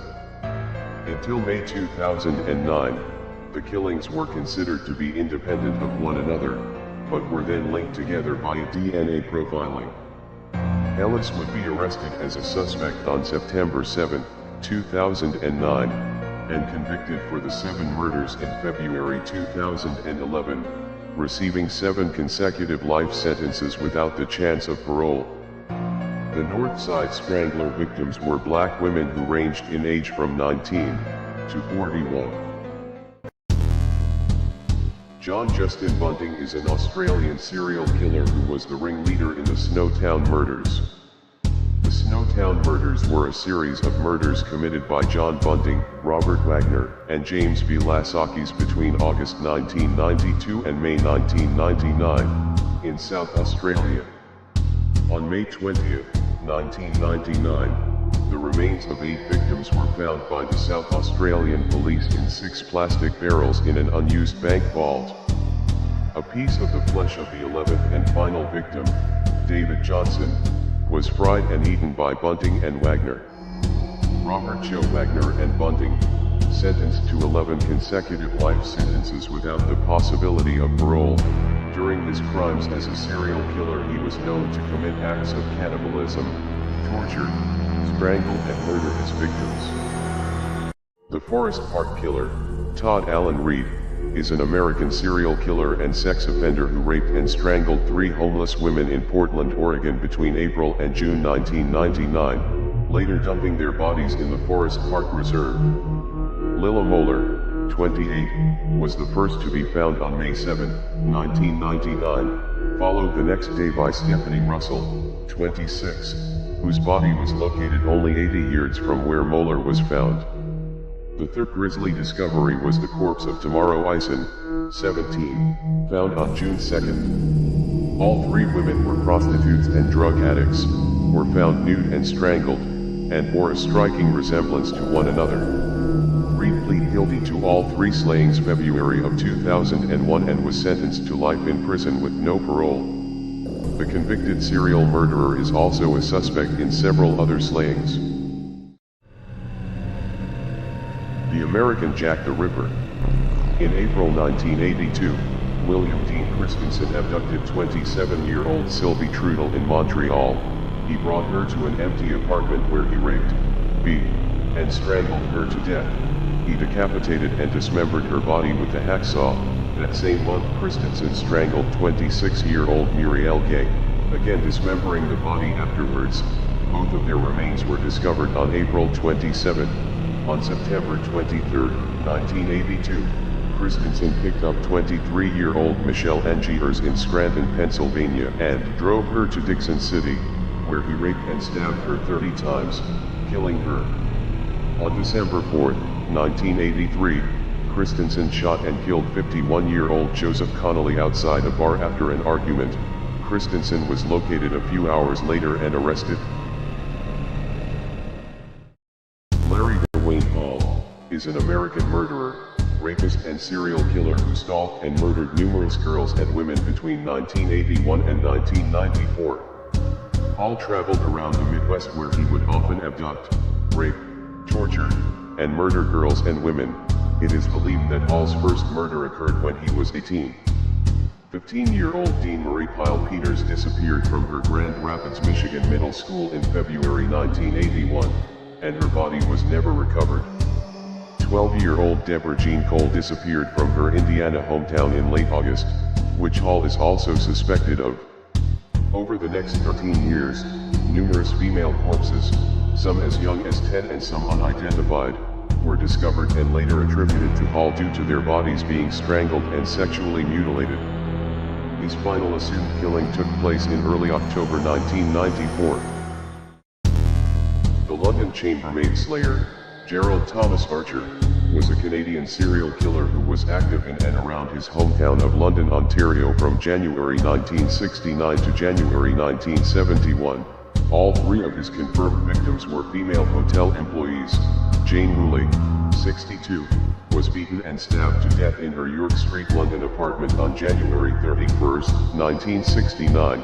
Edith Outbier, 57, was beaten and stabbed to death in her William Street, Merlin home on September 4, 1970. Her body was discovered the next day by her neighbor Mary Gray. Belva Russell, 57, was beaten to death in her Adelaide Street, South Chatham apartment on January 23, 1971. Her body was discovered minutes after her death. The Cape Cod Vampire. Tony Costa was convicted of brutally murdering and dismembering Patricia Walsh and Mary Ann Wysocki in 1969, but he's suspected of killing as many as 8 women over a 3-year period. Costa was living in a boarding house at the time of the murders, and gave off an impression of being a little bit off. He was known to have made a hobby out of taxidermy. In 1969, police in Truro, Massachusetts unearthed the bodies of 4 women who had been mutilated almost beyond recognition. They were the victims of Tony Costa, who soon became known as the Cape Cod Vampire. On May 12, 1974, Acosta committed suicide by hanging himself in his prison cell. Robert Liberty met Marcella Landis in 1966. On June 4, 1966, Liberty strangled Landis to death with a silk stocking. He dressed up the corpse and applied makeup to it before laying it on a couch and lit candles from her head to her feet, and placing a Bible on her chest.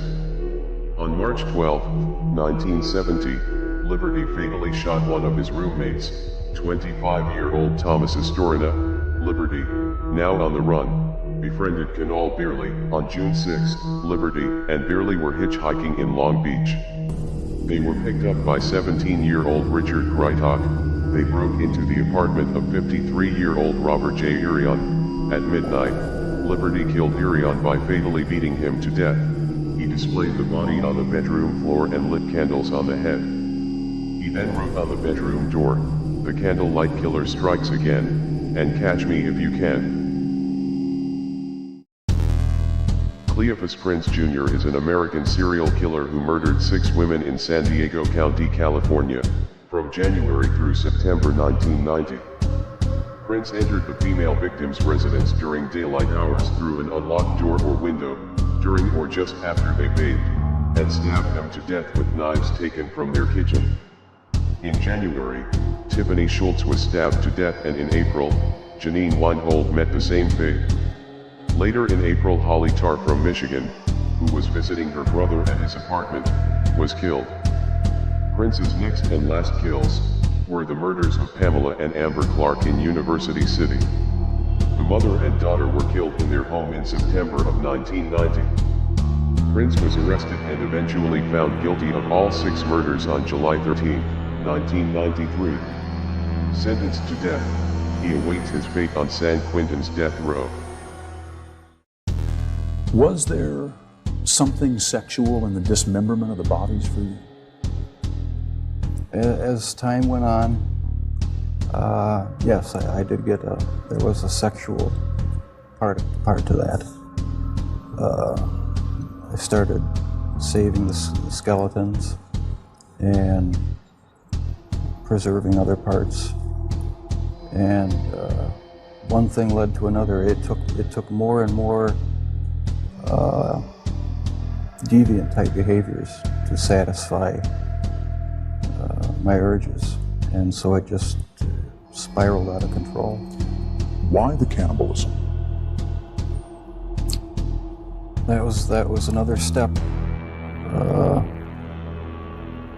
It made me feel like they were a permanent part of me.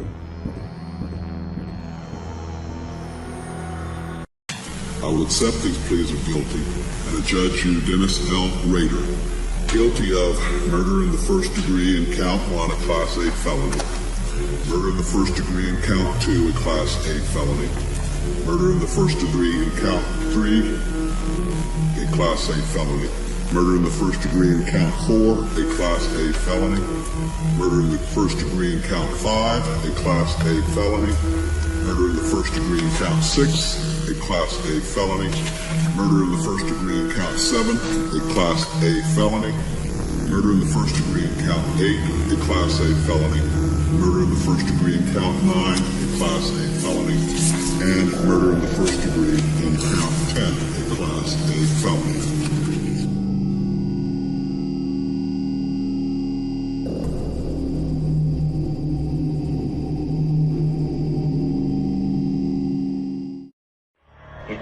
You took the lives of 48 women. You snuck them out. More than 48 women. 71, yes. Right. You killed them all, Ridgway. You killed them all. Mm-hmm. And you did things to those women before you strangled them. I had sex with them, that's all. It would be important for us to know, but you chose not to share that information. Because there is nothing to share.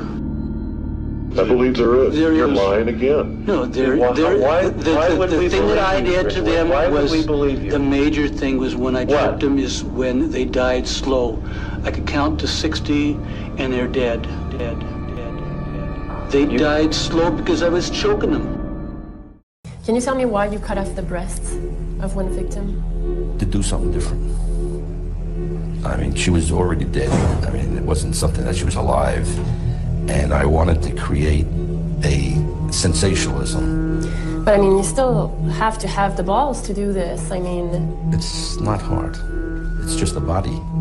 I mean, it's not a living person no more. how did you feel when you committed the crimes? No feeling. No feeling whatsoever? No. Nothing. Nothing. I forgot, like it didn't happen. I could put myself into a zone to do something like that. And it would be like remote control. Serial killers like to strangle their victims, and that is, I guess, the most common form of killing because there's more of a connection there, it's more real, and it's not as quick. It was 3:30 in the afternoon on a fairly well-driven road. She was walking along the side of the road, and I just stopped the car, got out of the car, and went, raped her, and killed her. He waited till he got about to the spot when there was no cars coming, and he grabbed her and pulled her into the woods. Somewhere between the edge of the road and this spot here, he administered a beating to her, and then he made her take her clothes off, and he raped her and strangled her in that area right over there. In the late 1980s, convicted child kidnapper Andre Rand brought the urban legend of Cropsey to life. Cropsey was a mythical boogeyman-type character feared by the children of Staten Island. Cropsey was described as an escaped mental patient with a hook for a hand who would kidnap young children and drag them back to an abandoned asylum at night. Although the story was considered an urban legend meant to keep children from misbehaving, some consider Rand to be the real Cropsey. Andre Rand wasn't an escaped mental patient, but he did once work at Willowbrook State School, the Staten Island facility that the Cropsey legend centered around. Rand is responsible for the kidnapping of at least 2 young girls in the 1980s and is believed by many to have also murdered them, along with several other children.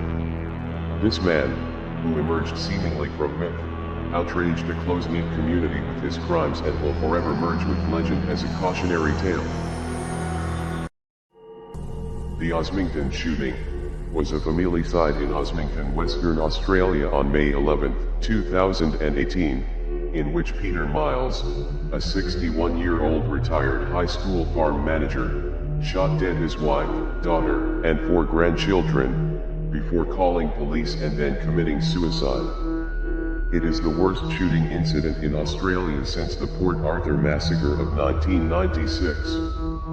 Peter first shot Katrina and her 4 children while they slept in their beds, before shooting his wife Sandra in the living room of their home. He then placed a 2-minute 000 call to police alerting them to the shootings before committing suicide.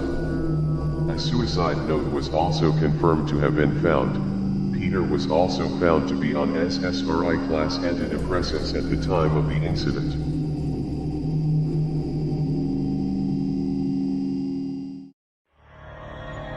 The Stockwell Strangler. Kenneth Erskine is a British serial killer who became known as the Stockwell Strangler. He committed the murders of between 7 and 11 senior citizens in London between April and July 1986. Several of them had been sexually abused, with no signs of forced entry apparent at any of the crime scenes. A large-scale investigation took place to discover the depraved murderer that was targeting pensioners in Lambeth and Stockwell, often stealing their cash after strangling them to death with his bare hands.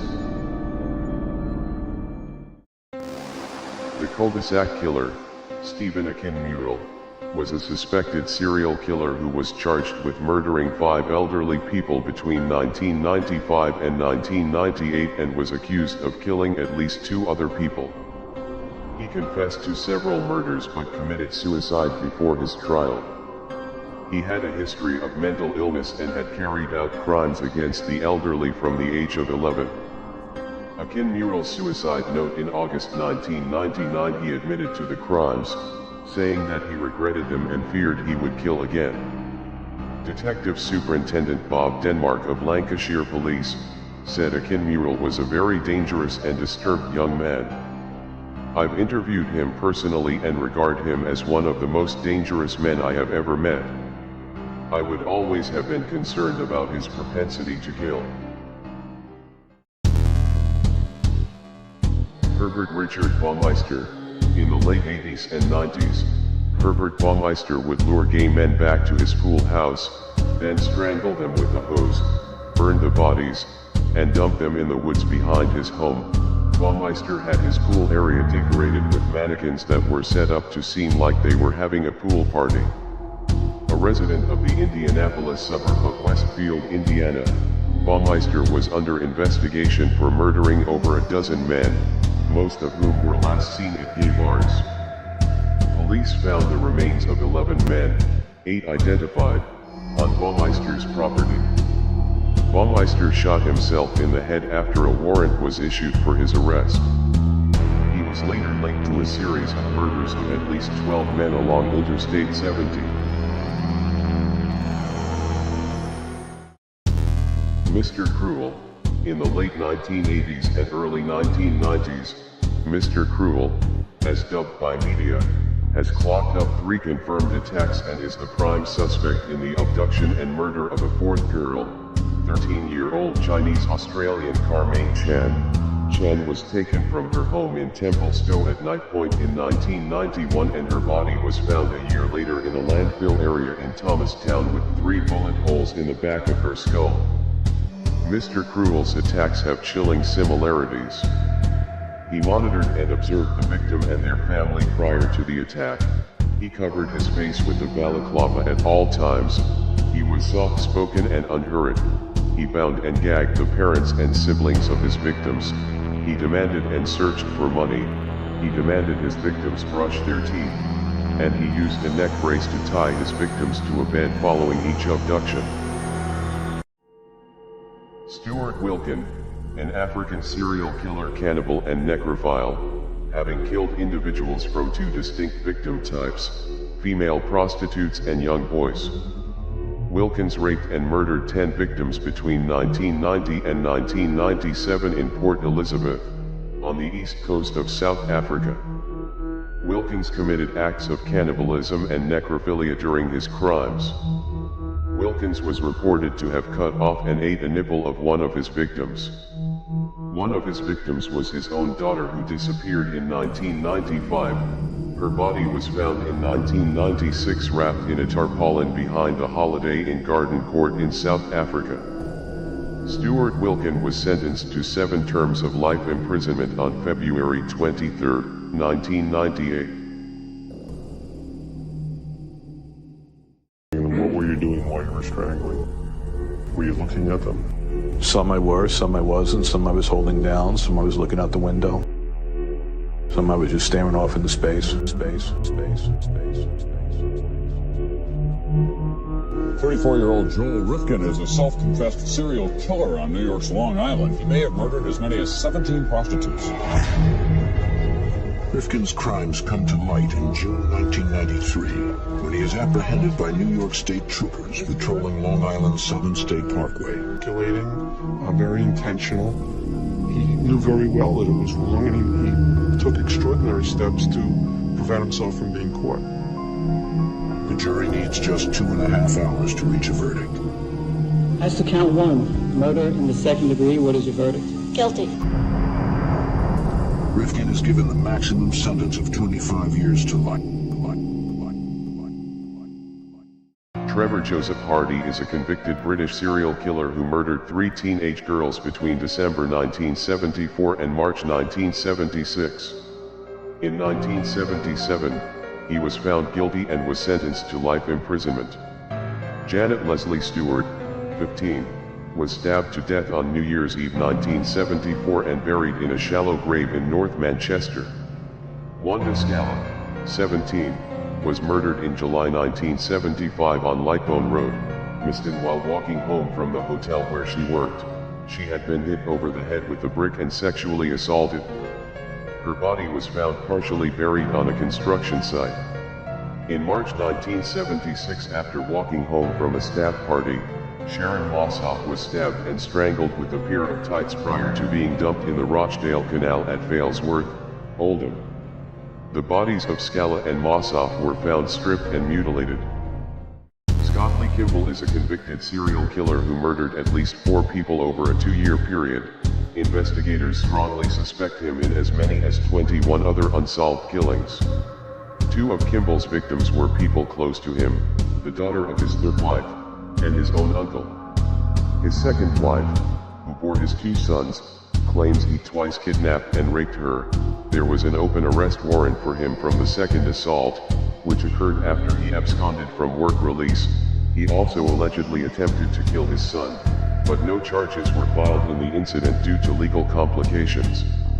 The body of his second victim, Jennifer Markham, has not been found. After being sentenced in 2008 to 53 years in prison on theft and a number of other charges, Kimball was sentenced on Thursday, October 8, 2009, to an additional 70 years in prison for his guilty pleas to second-degree murder.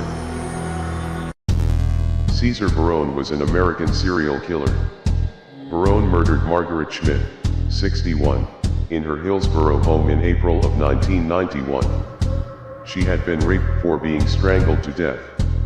In October of 1992 he shot and wounded nurse Martha Bryant in Hillsborough, before dragging her from her car and sexually assaulting her.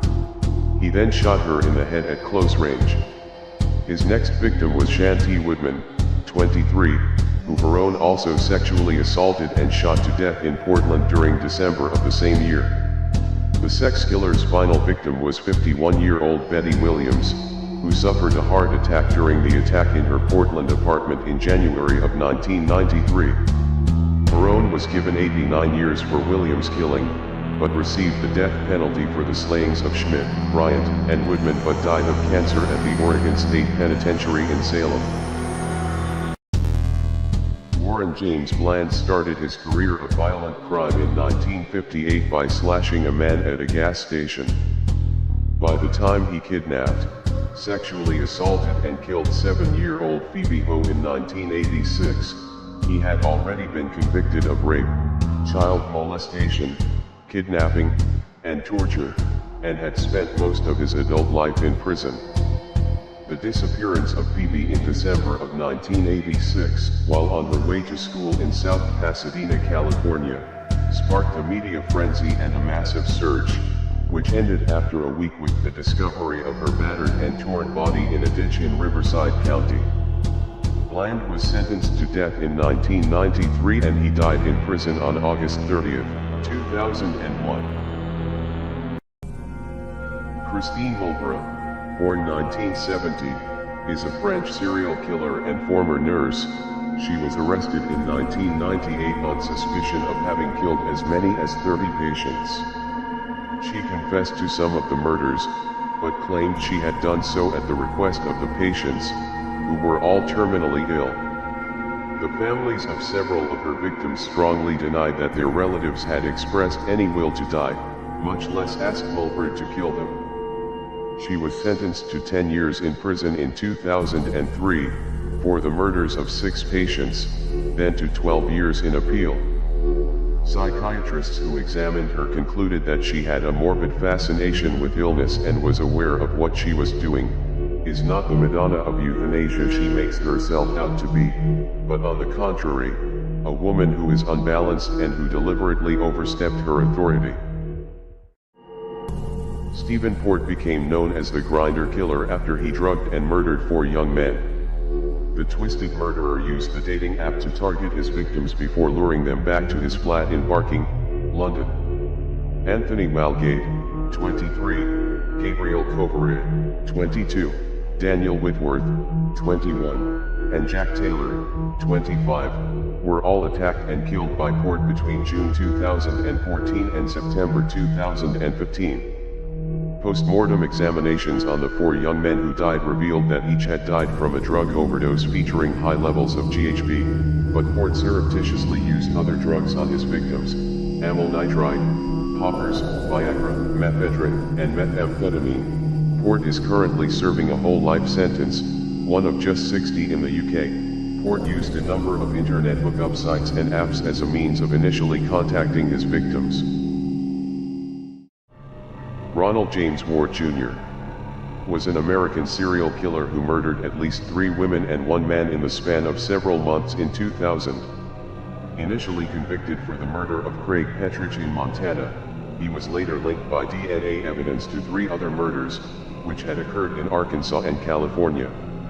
Ward died serving his sentence in the Montana State Prison in 2014. Medical personnel did not report the exact cause of death, but said that no foul play was involved in his death. William Neal was an American serial killer known as Wild Bill Cody. Neal massacred 3 women with an axe. He was convicted of the brutal slayings of Rebecca Lynn Holberton, 44, Angela Fight, 28, and Candace Anita Walters, 48. The women, who all had relationships with Neal, were found dead at a gruesome crime scene in Holberton's townhome in 1998. He tied up a 4th victim, forced her to watch one of the murders and then raped her. He said that if he hadn't wanted to get caught, he would have murdered the women in the mountains and disposed of their bodies. By allowing the rape victim to live, he said, he was assured that her testimony alone could put me to the death penalty phase. William Neal was sentenced to death in 1999, commuted to life in 2003. Francisco Del Junco is a Cuban-American serial killer who killed and subsequently burned the corpses of 4 Miami prostitutes during a period of around 8 months. Del Junco was convicted of all 4 murders, and given a life sentence for each of them. From August 1995 to March 1996, a total of 4 crack cocaine-addicted black prostitutes were beaten up, killed with metal pipes and their bodies burned with gasoline afterwards in Miami's Alapatin neighborhood. They were Vita Hicks, 43, Diane Nelms, 44, Cheryl Ray, 37, and Janice Cox, 37. All of them were lured with the promise of free drugs and sex, with their upper torsos being lit on fire after they were killed. On January 20, 2012, the decomposing and severely battered body of 43-year-old Angel Gonzalez, a local homeless man, was discovered in an abandoned apartment building in Bridgeport, Connecticut. Medical examiners determined the cause of death to be blunt force trauma to the head. Police were eventually able to locate and apprehend Tyree Lincoln Smith, 35. He gave a confession which was both blunt and eerie. Smith attacked Gonzalez with an axe, stating that the wounds to the victim's head were so severe that he was able to remove an eye from the man's head along with pieces of brain matter and a piece of his skull. Smith walked to a local cemetery and proceeded to eat the victim's eye and bits of brain matter. The killer also stated that the flavor of the victim's eye to that of an oyster. He was sentenced to 60 years in a psychiatric hospital. Sheila LaBar claimed she was an angel sent from God to punish pedophiles. She believed every man in her life was a pedophile and she saw herself as an avenging angel. Kenny County met her in 2006 at Wilmington, Massachusetts when he was 24. He moved in with her shortly after meeting her. She stabbed him to death and then burned his body. The police were able to identify his DNA from his Army records. Michael D. Lodge was LaBar's boyfriend, who lived with her at her farm. He was last seen alive in 2005. A human bone was found in the septic tank of the farm in 2008. It is unknown how he died. She was arrested on April 2, 2006, and the police conducted a 3-week search of her farm, which led to the discovery of 3 human toes which forensic analysis determined did not belong to either Kenny County or Michael D. Lodge. Herman Mudgett, aka H.H. Holmes, killed around 250 people, born May 15, 1861 in Gilmanton, New Hampshire, died May 7, 1896 in Philadelphia, Pennsylvania. Location of the killings was mostly in Chicago, and in several other places in the USA and also in Toronto, Canada. He killed men, women, and children at random, including friends and family members, and made their bodies disappear afterward.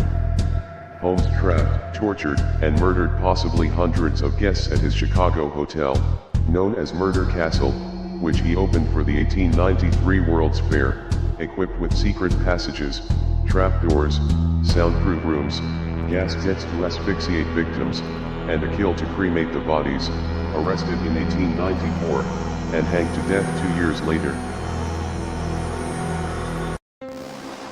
Kristen Gilbert is an American serial killer who was convicted for 3 first-degree murders, 1 second-degree murder, and 2 attempted murders of patients admitted for care at the Veterans Affairs Medical Center in Northampton, Massachusetts.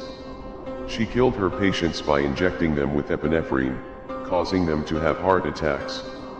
Although other nurses noticed a high number of deaths on Gilbert's watch, they passed it off and jokingly called her the Angel of Death. In 1996, 3 nurses reported their concern about an increase in cardiac arrest deaths and a decrease in the supply of epinephrine. An investigation ensued. Gilbert telephoned in a bomb threat to attempt to derail the investigation. VA hospital staff members speculate that Gilbert may have been responsible for 80 or more deaths and over 300 medical emergencies. She was sentenced to life in prison without the chance for parole plus 20 years. Lutz Reinstrom is a German murderer known as the Acid Killer. He built an underground bunker on the property of his terraced house in Rahlstedt in 1983. He kidnapped 61-year-old Hildegard K. On March 12, 1986. He took money and jewelry. He tortured her for a week before he killed and dismembered her. On October 5, 1988, Reinstrom locked 31-year-old Annegret B. in the dungeon. He cleared her accounts, tortured and abused her sexually, recording her torture on tape and photos until he killed and dismembered her after about 4 weeks. On September 6, 1991, Reinstrom kidnapped 53-year-old Krista S. He handcuffed her and showed her perverse torture photographs of Annegret. He demanded money, but the transfer was delayed and his wife had prematurely come home from vacation. He gave up his plan and took Krista to the police station on September 13. He had buried the corpse of Hildegard in an acid barrel. Colin Ireland is a British serial killer known as the Gay Slayer, due to the fact that his only victims were gay men. According to Ireland, he targeted homosexual men because they were easy targets. He would also bring a murder kit with him, containing knives, cords, gloves and a change of clothes. At the victims' houses, they would be tied, handcuffed, and sometimes beaten or tortured before being killed by either strangulation or suffocation. He is currently serving 5 terms of life imprisonment. Psychologists suggested that the killer was a large-built and physically strong man who was not a homosexual himself, but posing as one. They also believed that he was fueled by sadistic fantasies. Criminologist David Wilson stated that Ireland was a pure psychopath suffering from antisocial personality disorder. The Babies in Boxes murder case, Diane Odell, American serial killer. Odell was convicted December 16 on 3 counts of second-degree murder in the deaths of her newborn babies in 1982, 1983, and 1985 in County-on-the-Lake. Their mummified remains were found in May 2003, among the contents of a Safford, Arizona storage shed Odell's family had rented while living there in 1992. She may have raised 8 children, District Attorney Steve Lungen argued yesterday, but a jury found that she killed the ones she didn't want. Odell didn't know if the babies were boys or girls, and she didn't name them. The babies' bodies were found packed away with old blankets. According to Dr. Baden, the manner of the babies' deaths was traumatic asphyxia caused by suffocation. Lucy Letby, the Countess of Chester Hospital baby deaths. Between 2015 and 2016, unusually high infant mortality rates occurred at the neonatal intensive care unit of the Countess of Chester Hospital in Chester, England. A series of investigations was initiated to ascertain the reasons for the sharp rise in mortalities. Letby's November 2020 arrest saw her charged with 8 counts of murder and 10 counts of attempted murder. Letby's trial began in October 2022. Letby had injected air into the bloodstream of 2 of the alleged victims and had used insulin to murder others. It was alleged that extraordinary bleeding in a baby boy allegedly murdered by Letby could have been caused by a rigid wire or two. The trial continues at the time of this upload. Martin Nake, the Masked Man, is a German serial killer. He wore a mask while killing 3 and sexually assaulting at least 40 children in school camps. He also did some of his activities in private homes and other places. He committed his first act in 1992 and was also known as the Black Man. After his arrest on April 15, 2011, the 40-year-old educator confessed to 3 murders, but is suspected of 2 others. He was sentenced on February 27, 2012 by the State District Court, among other things, for 3 murders to life imprisonment. The court also noted the particular severity of the guilt. Psychological evaluations diagnosed him with a pedophilic disorder and noted that he was not insane and was a continuing danger. Joshua Allen Wade is an American serial killer who has been convicted of 2 separate murders committed in Alaska in 2000 and 2007, and sentenced to 99 years imprisonment. Wade pled guilty to one of the murders in federal court to avoid execution. 7 years later he confessed to 3 additional murders. His first confessed murder was that of 38-year-old John Michael Martin, an unemployed schizophrenic who was found shot to death along a bike trail in Anchorage in May 1994. The next murder was Della Brown, September 2000. He had spotted Brown and attempted to rob her. A struggle ensued. He smashed her head with the rock. He then left her half-naked body in an abandoned trash-filled shed. In 2007 he forced Mindy Schloss into the woods, where he subsequently shot her in the back of the head. After making sure she was dead, he burned her body. Stephen Mark Zellick is an American convicted murderer and former police officer for West Allis, Wisconsin, who was dubbed the Wisconsin Suitcase Murderer.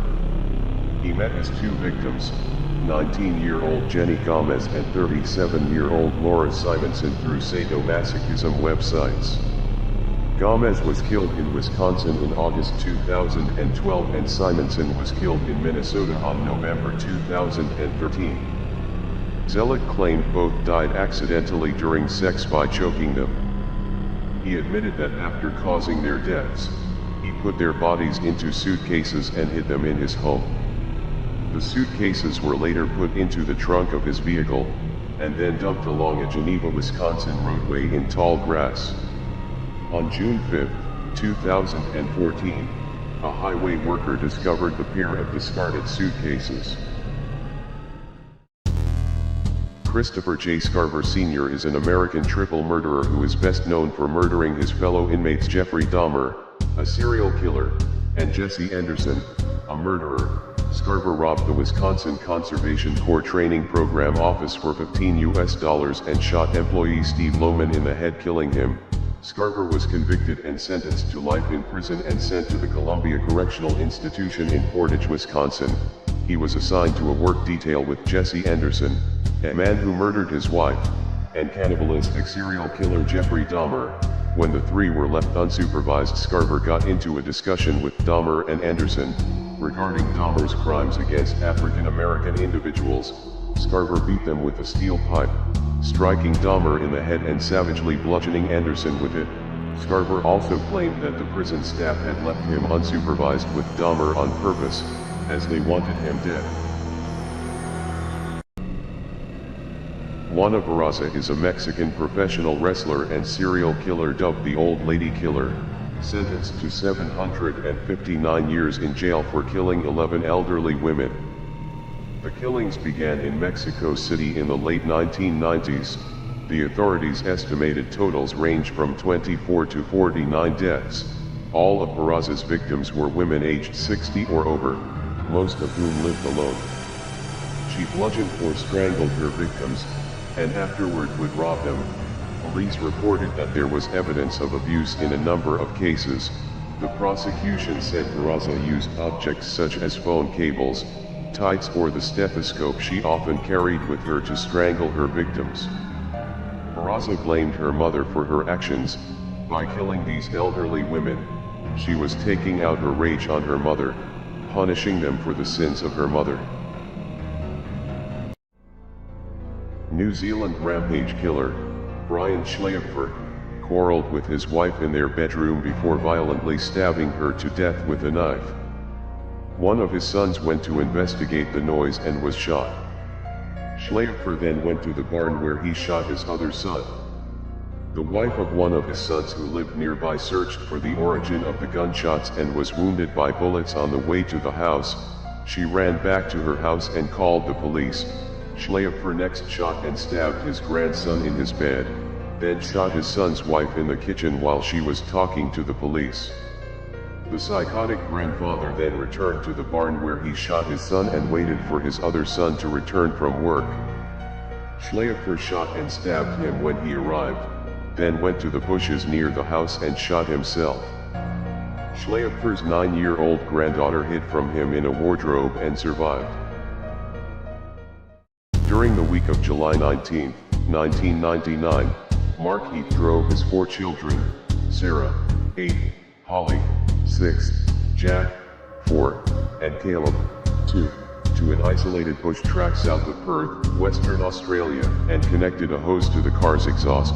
All 5 were found in the car, dead from acute carbon monoxide poisoning. This came just 3 weeks after a similar murder-suicide.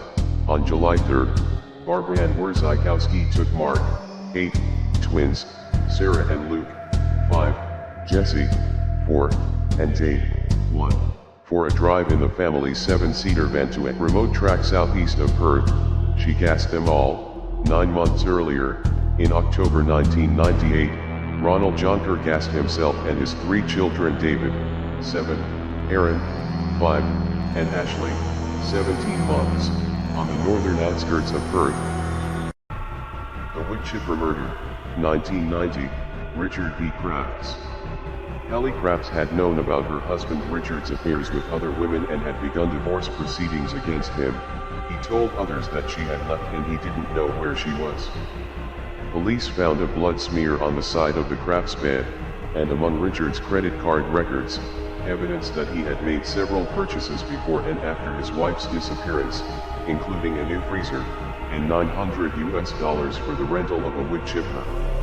He killed her, froze her corpse, dismembered her into chunks with a chainsaw, and then put her through the wood chipper. They found many pieces of metal, less than 3 ounces of human remains including a tooth, a toenail, bone chips, 2,660 blonde human hairs, fingernails, and O-type blood. Richard Crafts was sentenced to serve 50 years in state prison. Marianne Nall is a German serial killer from Cologne. She was sentenced to life imprisonment in 1993 for 7 murders. She was a nurse, and between 1984 and 1992, killed patients in her care using Truxil. Police think she killed a total of 17, and attempted 18 other murders, but she was only convicted of 7. She has never confessed to her crimes. On January 15, 1947, Elizabeth Short's 22-year-old body was found. It had been sliced in half and brutally disfigured on the grass of a Los Angeles suburb. Her body was split into 2 pieces roughly a foot apart. Her intestines had been removed, folded, and then reinserted into her stomach. Her wrists had ligature marks. Pieces of her skin had been removed and her entire body had been drained of blood. The killer had slashed from the corners of both sides of her lips to her ears. An editor at the Los Angeles Examiner got a call from someone claiming to be the murderer a week later. He'd kept souvenirs and would be sending them over in the mail. A letter addressed to the Examiner was received 4 days later. Elizabeth Short's birth certificate, business cards, pictures, and contact book. The police interrogated 12 potential suspects and listened to more than 60 persons who claimed to be the killers, but they were unable to make any arrests. Joseph Emery, the cut-rate osteopath, American serial killer. Joseph Emery was arrested in 1976 and charged with the murder of 10 of the more than 25 infants who, during the past 2 years, died soon after being born at the makeshift Highland Medical Center. His wife and 32-year-old son, who despite having no medical certification served as his assistants, were also booked for murder. In 1962, he was convicted of second-degree murder of a patient who died after an illegal abortion. In 1963, while free on appeal from his first conviction, he was convicted of performing another illegal abortion. The district attorney's office noted that it was not excluding the possibility of intentional killings.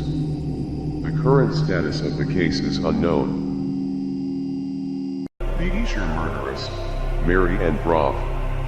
On the morning of Saturday, June 10, 1854, Mary Brough, 43 years old, was discovered with a throat wound.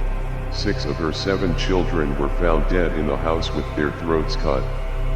These were 11-year-old Georgiana, 8-year-old William, 7-year-old Carrie, 4-year-old twins Harriet and Henry, and 2-year-old George.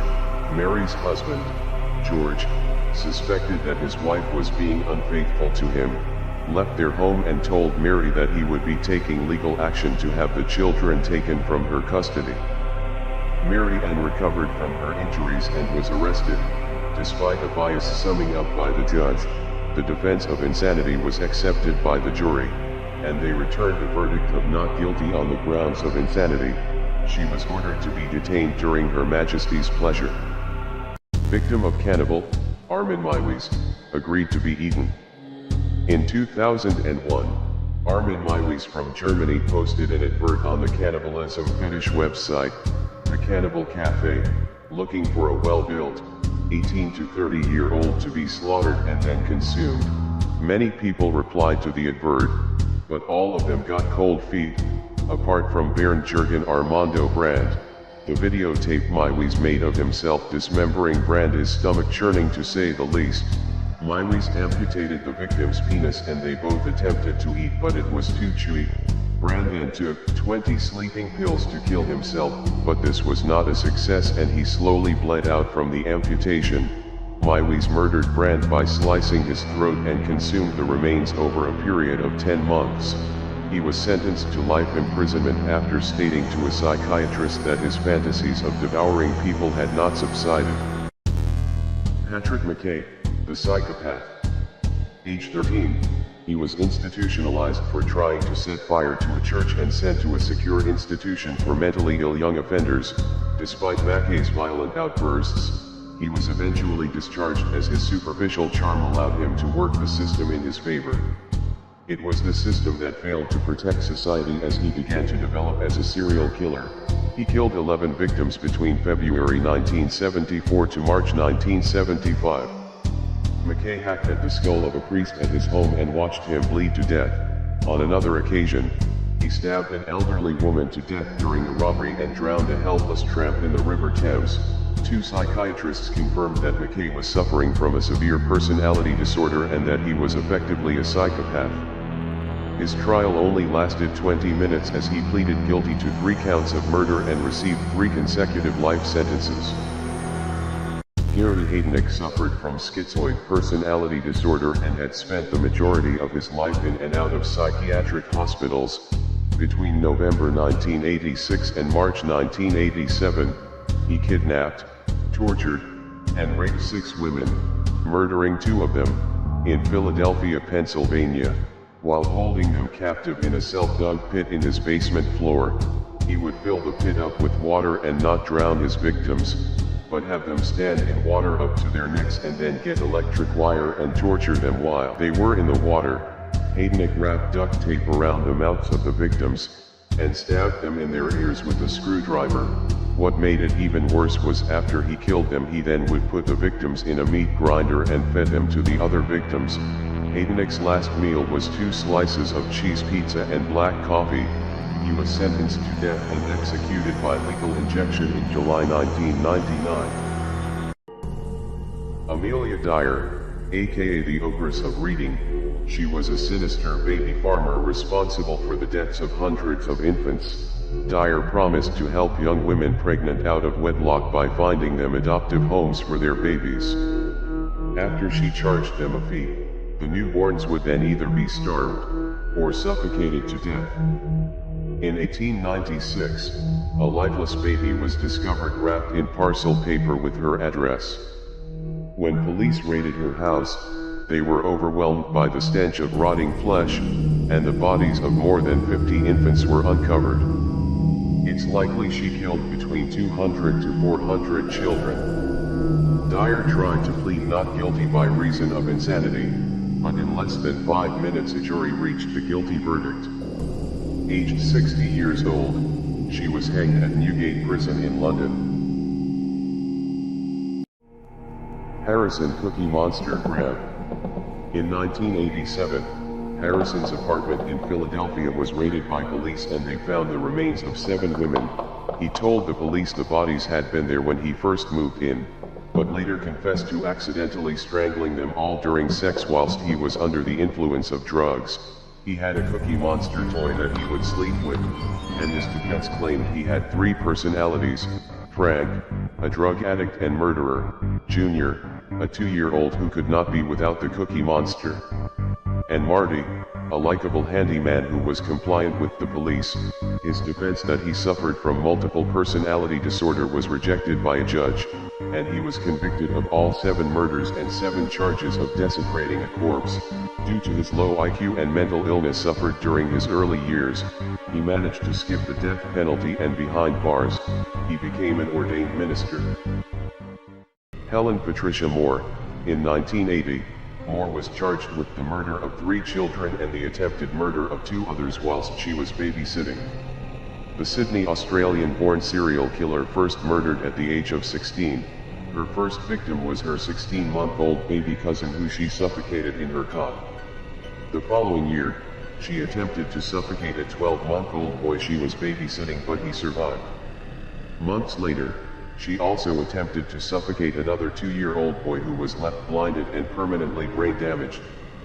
Within weeks of each other, she killed another baby girl and a 2-year-old boy, again suffocating the innocent children. Following the death of the toddler, Suzanne was arrested and she finally confessed to the string of horrific child murders. She admitted that she loved killing, but only served 13 years of her 3 life sentences, released in 1993, giving birth to a daughter in 1995. Gary Michael Hilden. On December 7, 2005, Rosanna Miliani disappeared from hiking in Bryson City. She died from being beaten to death. In 2006, Cheryl Dunlap was reported missing.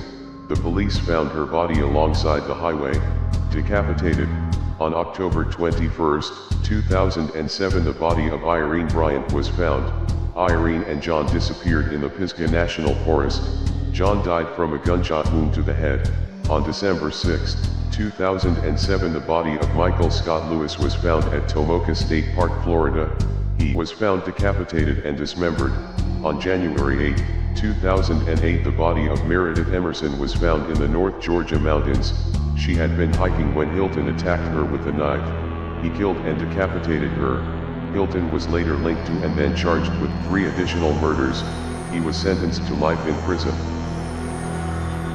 The Lethal Lovers. Gwendolyn Graham and Catherine Maywood were a 24 and 25-year-old lesbian serial killer couple from Grand Rapids, Michigan, who achieved sexual thrills in killing 5 elderly female patients at the Alpine Manor nursing home, where they both worked as nurses' aides. They would smother their victims together and make love shortly thereafter to relive the thrill and enhance their lovemaking. When they washed the bodies down as part of the post-mortem routine, they grew even more excited. Then they got bolder. They told colleagues what they were doing, because even the confessions added to their heightened sexual drive, but their accounts were dismissed as sick jokes. Wood was a massive 450-pound woman who intensely loved the more dominant and sexually experimentative Graham. When Graham left to take a new job in Texas, Wood broke down and confessed to authorities. Graham received a penalty of life imprisonment, and Wood got 20 years in prison. Mark Lepine. rampage at the University of Montreal. On December 6, 1989, Lepine walked into the École Polytechnique de Montréal. There, he entered a second-floor classroom where he separated the men and women and then ordered the approximately 50 men to leave. Claiming that he was fighting feminism, he yelled in French, "You're all a bunch of feminists," before beginning his murderous rampage with a rifle. He shot the 9 women who remained, killing 6 and injuring the rest. After this, Lepine moved to other areas of the building, including the cafeteria, corridors, and another classroom. A total of 14 women, 12 engineering students, 1 nursing student, and 1 university employee were killed, and 4 men and 10 women injured before Lepine turned the gun on himself. The homeless French cannibal. A suspected and unnamed cannibal killed a 90-year-old in a sleepy southern French village, then pulled his heart and tongue out, with the apparent intention of eating them with white beans. The young 26-year-old homeless man slipped into his victim's house at the edge of the isolated Mulholland hamlet, responding to messages or voices in his head, grabbed a metal object in the barn and smashed the old man's skull, set fire to the body and then extracted his victim's heart and tongue to cook and eat them. Police discovered the charred body of the victim with an open wound clearly visible on his side, and a bit of cooked meat on a plate with white beans taken from the old man's fridge. The schizophrenic French cannibal was caught 3 hours into his rampage.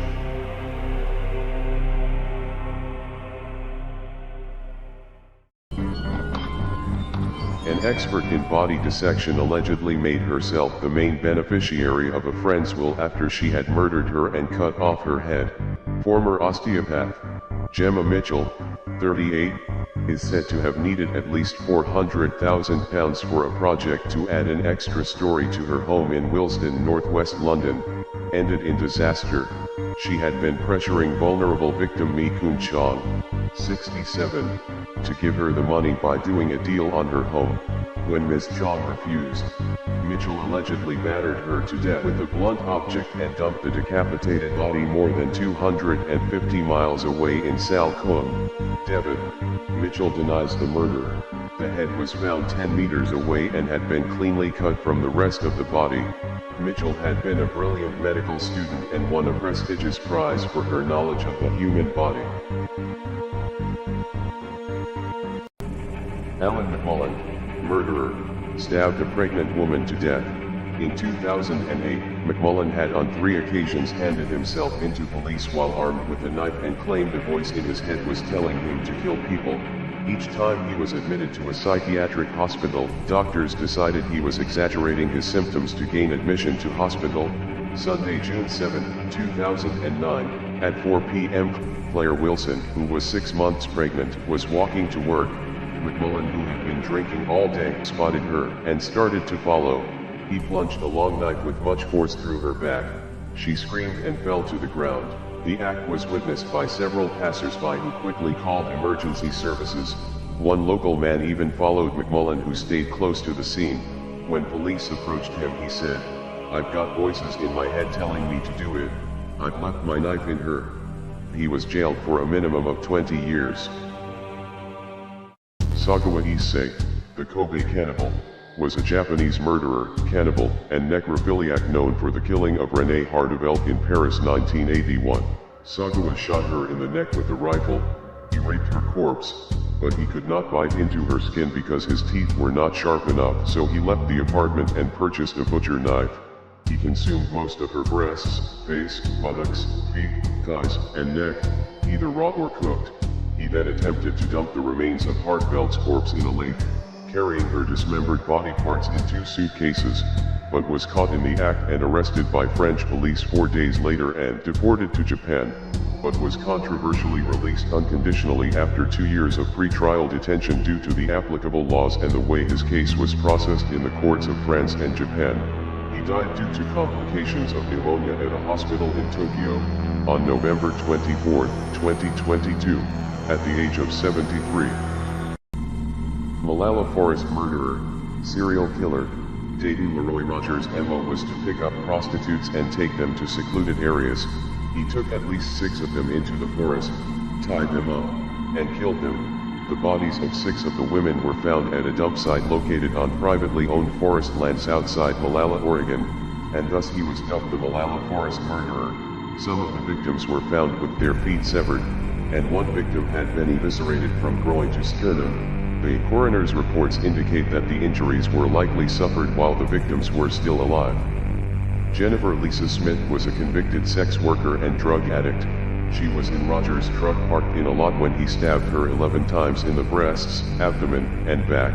She fell out of the truck and was attended to by witnesses from a nearby Denny's restaurant, later dying at the hospital.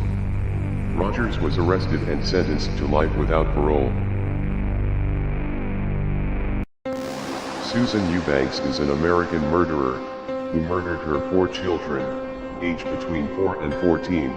Eubanks would shoot all the boys in the head, 2 of them twice, and stopped once to reload the .38 caliber handgun between killing them, before shooting herself in the stomach. According to court documents, Susan was in an argument with her boyfriend while she was drinking and taking Valium. She was fueled by her anger against the men that she perceived had betrayed her.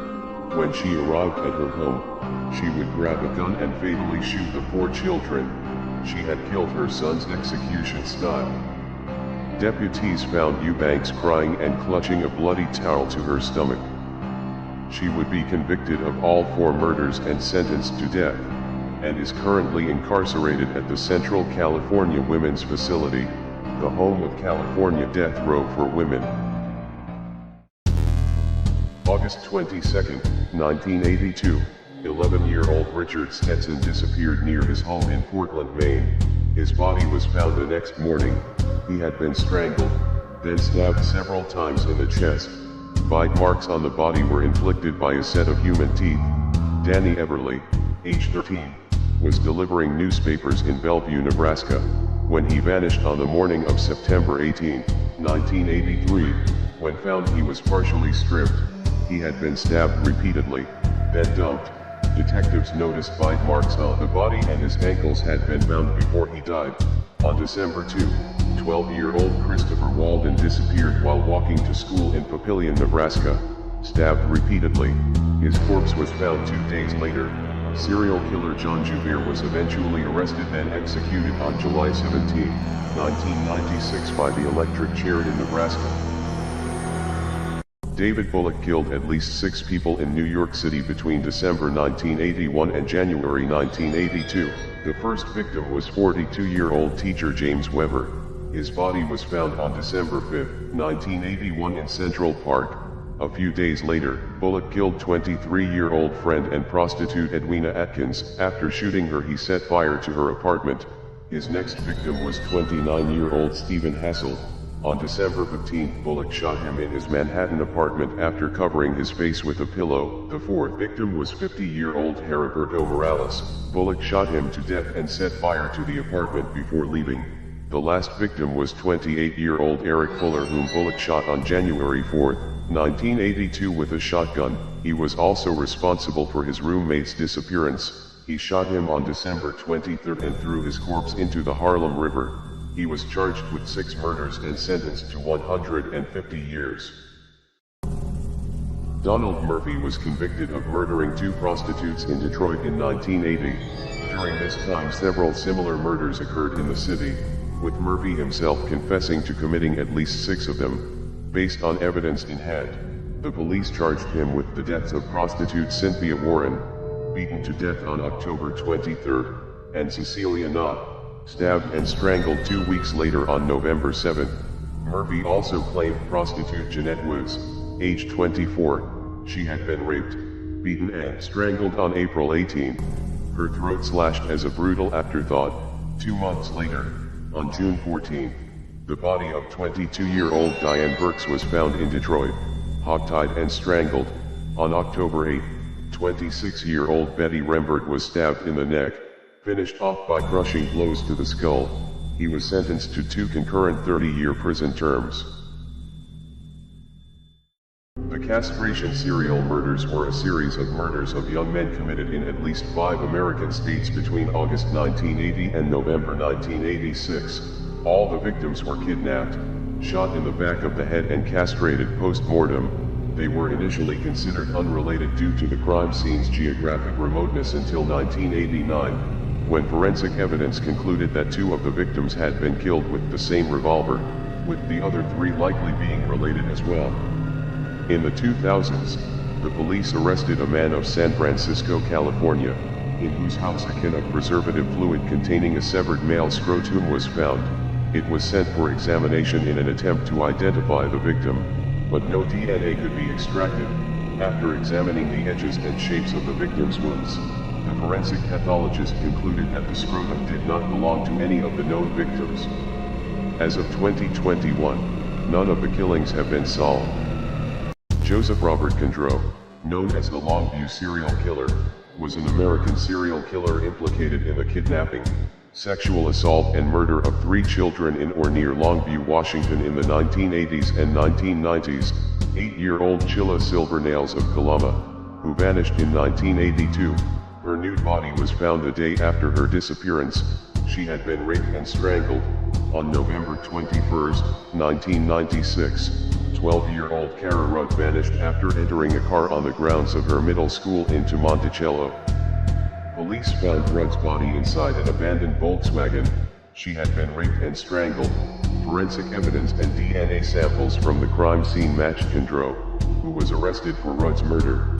He confessed to the 2 murders and was strongly suspected in the 3rd, and possibly linked to the disappearances of many other young girls in the region, before his death in prison of natural causes in 2012.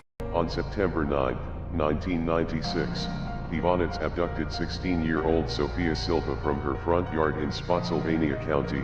Her decomposed body was found a month later in a creek off State Route 3 in King George County. On May 1, 1997, Ivonets abducted sisters Kristen, 15, and Connie Lisk, 12, from their front lawn. He sexually assaulted and strangled them, dumping their bodies in the South Anna River. Their bodies were found 5 days later. On June 24, 2002, Ivonets abducted 15-year-old Kara Chamberlain from a friend's yard in South Carolina after holding a gun to her head and then forcing her into a plastic bin.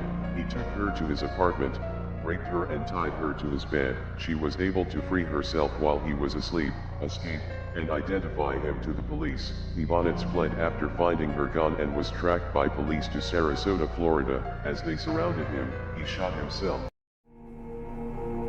The Bigfoot Killer is the name given to an unidentified American serial killer who raped and murdered 7 girls and women in Detroit between February and October 1975. All of the victims were engaged in prostitution and impoverished, with their killings taking place in the Cass Corridor neighborhood. He committed at least 4 rapes, with his victims going to the police and describing his appearance, from which a facial composite was created. Between February 16th and October 20th, the offender killed a total of 7 women, 5 black and 2 white. He lured the victims to his car, threatened them with a knife, beat, raped, sodomized and finally strangled them. He was described as a muscular, tall African American with facial hair and an afro. According to testimonies and other evidence, he had large hands and feet. The Bigfoot Killer was never captured, and remains unidentified to this day. Joseph Donald Tour is an American serial killer who murdered at least 3 women and 3 children in Minnesota from 1978 to 1980. On December 15, 1978, he broke into the home of 36-year-old Alice Ewing in Clearwater. She was shot to death by Tour before he went to her children's beds, tying all 4 of them up and shooting them. On May 8, 1979, 18-year-old Marlis N. Molenhouse was returning home and upon entering, Tour, who was waiting, beat her with a blunt instrument and sexually assaulted her. Meryl's mother discovered her body. On September 26, 1980, Tour abducted 19-year-old Diane Edwards while she was walking home from her job as a waitress. He took her to the nearby woods, where he sexually assaulted and stabbed her to death. He is serving multiple life sentences at Stillwater State Prison. Delmas Colvin is an American serial killer who committed a series of at least 8 murders against girls and women engaged in prostitution in New Jersey and Ohio between 1987 and 2005. According to his testimony, in January 2000, he lured 38-year-old Valerie Jones into his truck, strangled her, and then dumped her body in Lake Erie. He lured 42-year-old Jacqueline Thomas into his truck's cabin, after which he violated and subsequently killed her. Her body was found the next day in Monroe County. In April 2005, he killed 43-year-old Lily Summers, whom he had previously offered money in exchange for sex. He killed 40-year-old Dorothea Wetzel, who was found on the banks of the Maumee River in southern Toledo. Colvin was charged with the cold case murder of 27-year-old Donna Lee White, who was killed on September 15, 1987 in Atlantic City. Bobby Sue Terrell was a 29-year-old diagnosed schizophrenic from Woodlawn, Illinois who worked on the midnight shift in nursing homes across Illinois and Florida. She also suffered from Munchausen syndrome by proxy. Beginning in 1984, she killed 12 elderly victims in St. Petersburg, Florida by insulin overdoses, and would cover her tracks by calling the police, mutilating herself, and saying there's a serial killer loose in the home. She fainted frequently on duty, with no apparent cause, and twice she slashed her own vagina with a pair of scissors. The second wound required emergency surgery. She stabbed herself in rage and frustration over her own infertility. Police finally arrested her when they discovered her psychiatric background. In February 1988, Bobby Sue pled guilty to reduced charges of second-degree murder and was sentenced to a combined term of 65 years in prison but died in 2007. Adam Lane, the highway killer. His first victim was Darlene Eval, who lived near Harrisburg, Pennsylvania. She was stabbed and killed on July 13, 2007. At the time she was talking on the telephone in the backyard, Lane stabbed her to death while her family was inside the house. Lane's second victim was a woman named Patricia Brooks, whom he stabbed on July 17, 2007 in York County, Pennsylvania. She survived. His third victim was a woman in New Jersey by the name of Monica Massaro. He stabbed and killed her a day before he committed his final crime. He broke into a house on July 30, 2007, and attacked a 15-year-old girl with a knife. Her parents awoke to the sounds of her struggling. Her father was able to subdue Lane and wrestle the knife he was carrying away from him. Chelmsford police were contacted, arrived at the scene and arrested him. Richard Kuklinski, the Iceman, first murder. During his youth, he began mutilating neighborhood cats and dogs in order to gain a temporary sense of power he felt deprived of at home.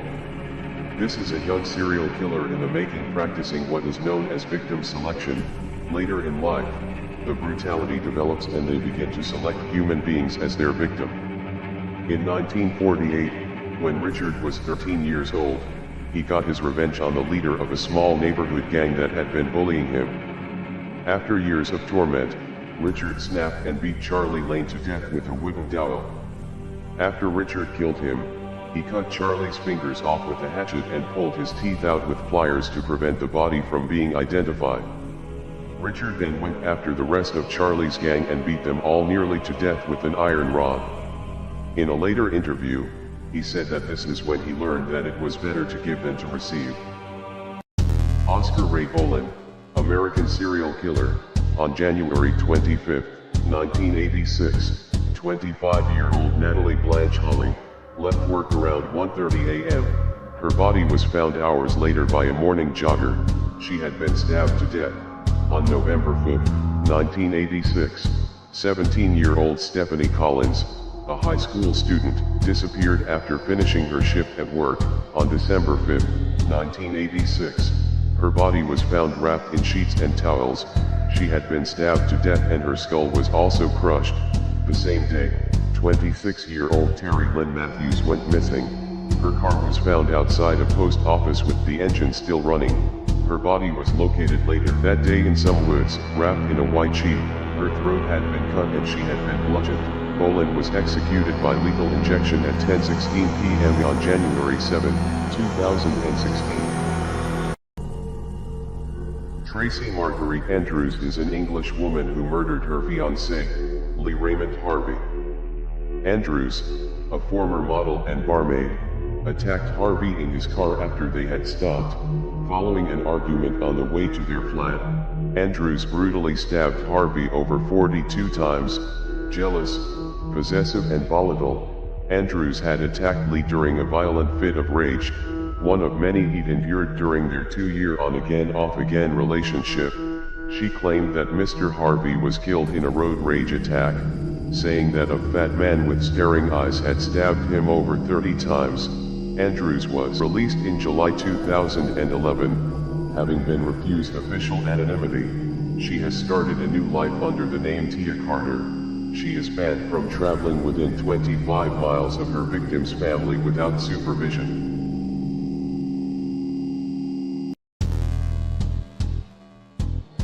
Larry Dean Bright, also known as the Bone Crusher, is an American serial killer responsible for the deaths of at least 8 women between the ages of 30 to 41 in central Illinois. Not long after 2000, Bright began to spend a great deal of free time around sex workers, taking particular interest in African American women. The murders occurred between July 2003 and October 2004, in Peoria and Tazewell County, Illinois. His nickname derives from his purported propensity for burning his victims' bodies, before crushing their bone fragments with a hammer. After confessing to his crimes in May 2005, he was convicted of 8 counts of murder.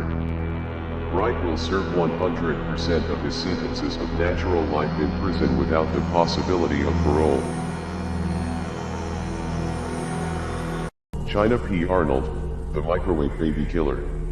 Arnold, who had been convicted of abduction in 2000 and forgery in 2002, brutally killed her 28-day-old daughter, Paris.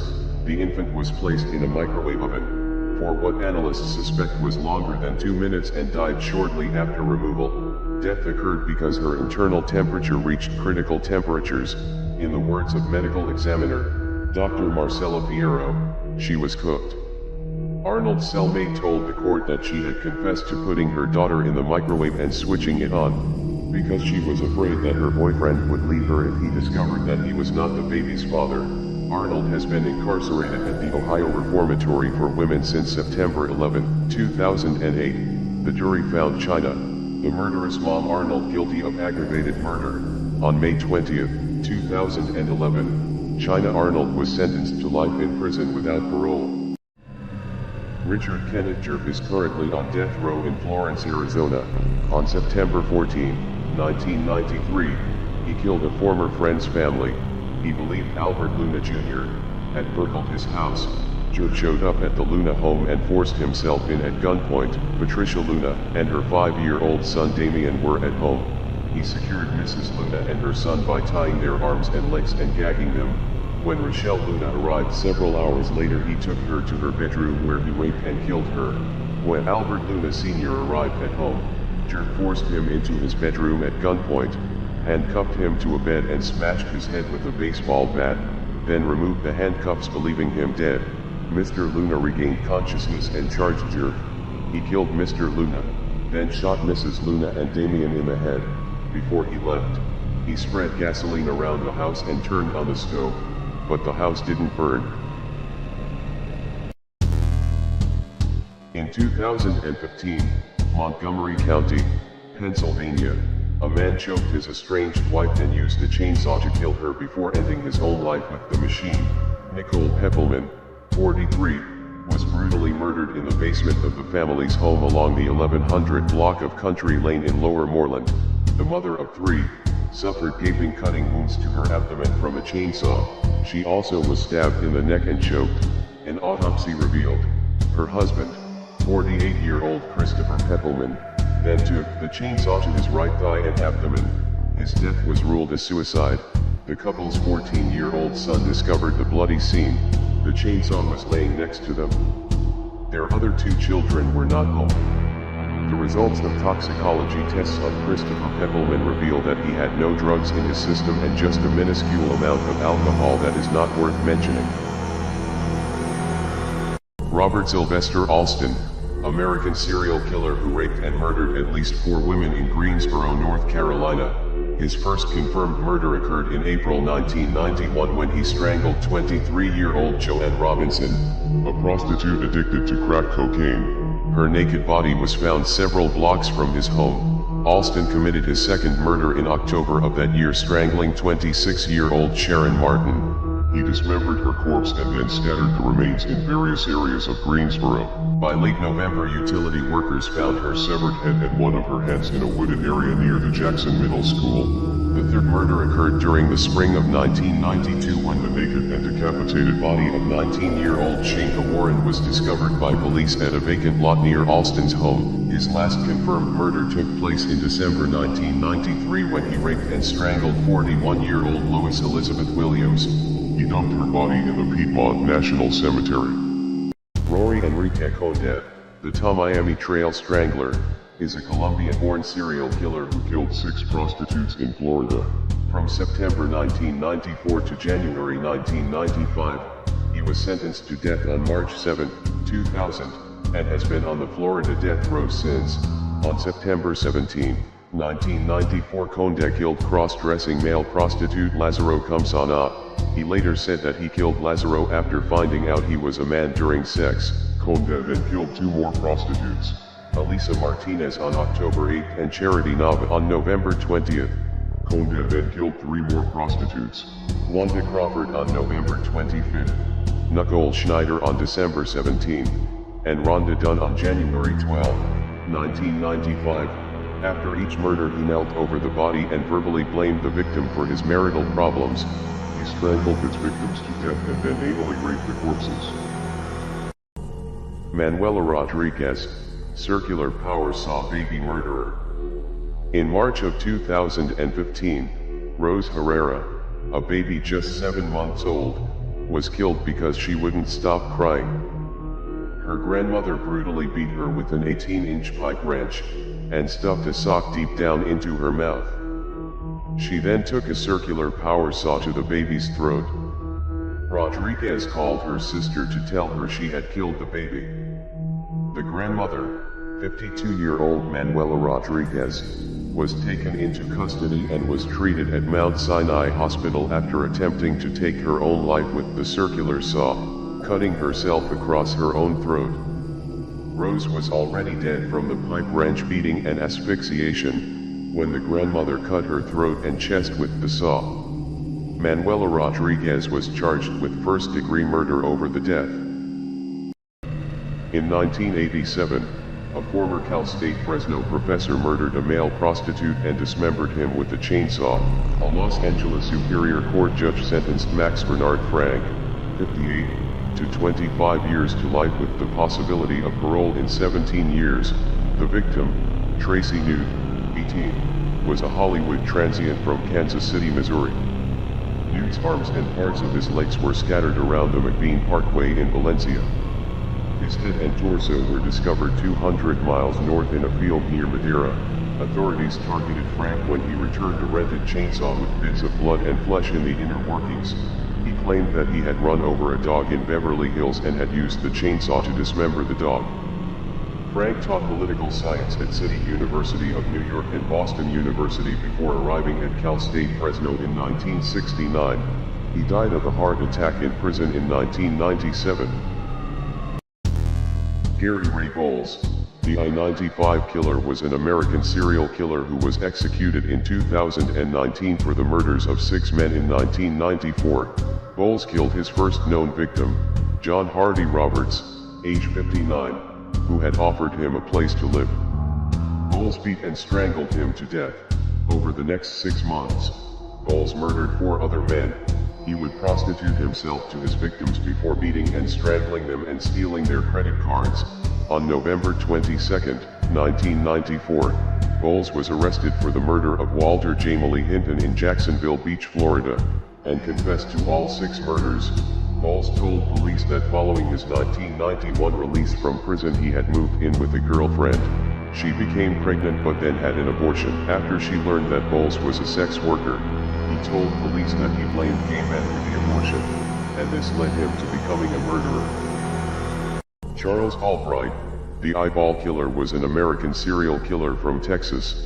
In December 1990, Mary Lou Pratt, 33, a prostitute in the Oak Cliff neighborhood of Dallas, was found dead wearing only a t-shirt and bra. She had been shot in the back of the head as well as being badly beaten. The killer had removed both of her eyes with surgical precision and had taken them.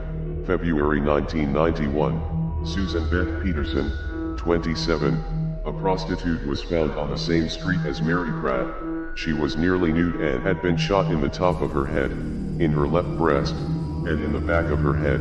Her eyes had been removed. March 1991, Shirley Williams, a prostitute, was found dead lying near an elementary school. Her nude body propped up against a curb. Her eyes had been removed. She had facial bruises and a broken nose and had been shot in the face and through the top of her head. He died in prison in 2020. Marcelo Costa de Andrade, the vampire of Niterói, is a Brazilian serial killer who murdered 14 boys in the vicinity of Itaboré, 30 kilometers from Niterói, Rio de Janeiro in 1991. Andrade frequented church and was told by a preacher that children go to heaven when they die. As a result, this sparked an interest in killing children. He was known to rape, strangle, beat, and drink the blood of his victims. He confessed to committing acts of necrophilia with at least one of his victims' body. He would keep personal items from the victim after the crime. He positioned or posed at least one body after death. Marcelo was caught after one of the victims escaped and alerted the authorities. He confessed to killing the 14 boys and was preventively detained at the Heitor Carolho Psychiatric Hospital in Rio de Janeiro, Brazil. The Chicago Ripper crew, Robin Hischt, Edward Spritzer, and brothers Andrew and Thomas Kokoralais, in 1981 would drive around the city in their van. When they found a victim, they would take them to Hischt's house, which he called the Satanic Chapel. The victims would be beaten, tortured, raped, and mutilated in ritualistic ways. They attacked the women with knives, axes, razors, tin can lids, tin openers, glass bottles, wires, you name it, stabbing, strangling, shooting. Hischt would read passages of the Satanic Bible as his partners brutally killed the women. They would remove the victim's breast with a wire garrote while she was still alive, masturbate into the flesh, chop it into pieces, and devour it. They would dump the 18 bodies in alleys, under bridges, and in forests located in the outskirts of the city. Yu Young Chul, a South Korean serial killer and self-confessed cannibal, known as the Raincoat Killer. His tools of choice for these murders included a customized hammer, jackknife, and gloves, to murder mostly older victims, until his focus shifted to the decapitation and mutilation of escorts after being dumped by a girlfriend who worked in that profession. He burned 3 and mutilated at least 11 of his victims. Yu admitted he had eaten the livers of some of his victims. He was arrested in 2004 and confessed to murdering a total of 21 victims. Yu Young Chul was sentenced to death in 2005 and is currently awaiting execution. He claimed to have killed 26 people. He has 21 confirmed kills, but was only convicted of 20 murders along with other aggravated crimes. Daniel Rakowitz is an American murderer and cannibal. He was born in 1960 in Rockport, Texas. He moved to New York around 1985. In Manhattan's East Village in 1989, Rakowitz walked around Tompkins Square Park, bragging that he had killed his roommate, Monica Baderl. He bleached and boiled the bones to disinfect them, and hid them. He said that he had boiled her head and made soup from her brain. He had tasted it and liked it, and thereafter he referred to himself as a cannibal. Rakowitz enjoyed his cannibalistic transgression so much that he scrawled on the door of his apartment, "Is it soup yet? Welcome to Charlie Gaines Ranch East, home of the fine young cannibals." He was found not guilty by reason of insanity on February 22, 1991, and was moved to a state hospital for the criminally insane. Big Lurch, hip-hop cannibal rapper, Antron Singleton. On April 10, 2002, he murdered his 21-year-old roommate, Tanisha Issays, in the apartment he shared with her and her boyfriend in Los Angeles, California. The victim was found in her apartment at night by a friend. Her chest had been torn open and a 3-inch blade was found broken off in her. Teeth marks were found on her face and on her lungs, which had been torn from her chest. The friend testified that Singleton was naked and covered in blood, standing on the street and staring at the sky. A medical examination performed shortly after his capture found human flesh in his stomach that was not his own. The victim's boyfriend said he and the aspiring rapper used PCP the day before the murder took place. During his career before prison, he recorded 2 albums, De Family, 1998, and It's All Bad, 2004. Is currently incarcerated at California Healthcare Facility. Fahi Harobomena. Sadistic killer husband drove electric drill into his wife's brain and stabbed her with a screwdriver. Fahi Harobomena inflicted 270 injuries on Sarah Al-Shawarfi, 28, while their 4 children, aged between 2 and 8, were in the house in Sheffield. She was also allegedly attacked with metal bars and a knife in the 105-minute assault by her husband. She had been hit over the head repeatedly with a variety of weapons. Post-mortem results showed the mother died from blood loss, brain injuries, and inhaling blood. He left 1 screwdriver embedded in her eye socket. A judge jailed Mena for life and ordered him to serve at least 23 years before he is considered for release. The judge said that psychiatrists agreed he was suffering from a serious psychotic illness, probably paranoid schizophrenia. Stephen Sean Griffiths, the Crossbow Cannibal, is a British cannibalistic stalker and serial killer. In 1991, he was diagnosed as a schizoid psychopath. On June 22, 2009, Griffiths took a prostitute named Susan Rushworth to his flat and killed her before dismembering her in his bathtub. His next 2 victims were killed in the next year. Suzanne Blamires, his 3rd and final victim, attempted to escape but was fatally shot with one of his crossbows and then stabbed. After killing his victims, Griffiths would dismember them in his bathtub and cook parts of their bodies for him to consume, sometimes eating them raw.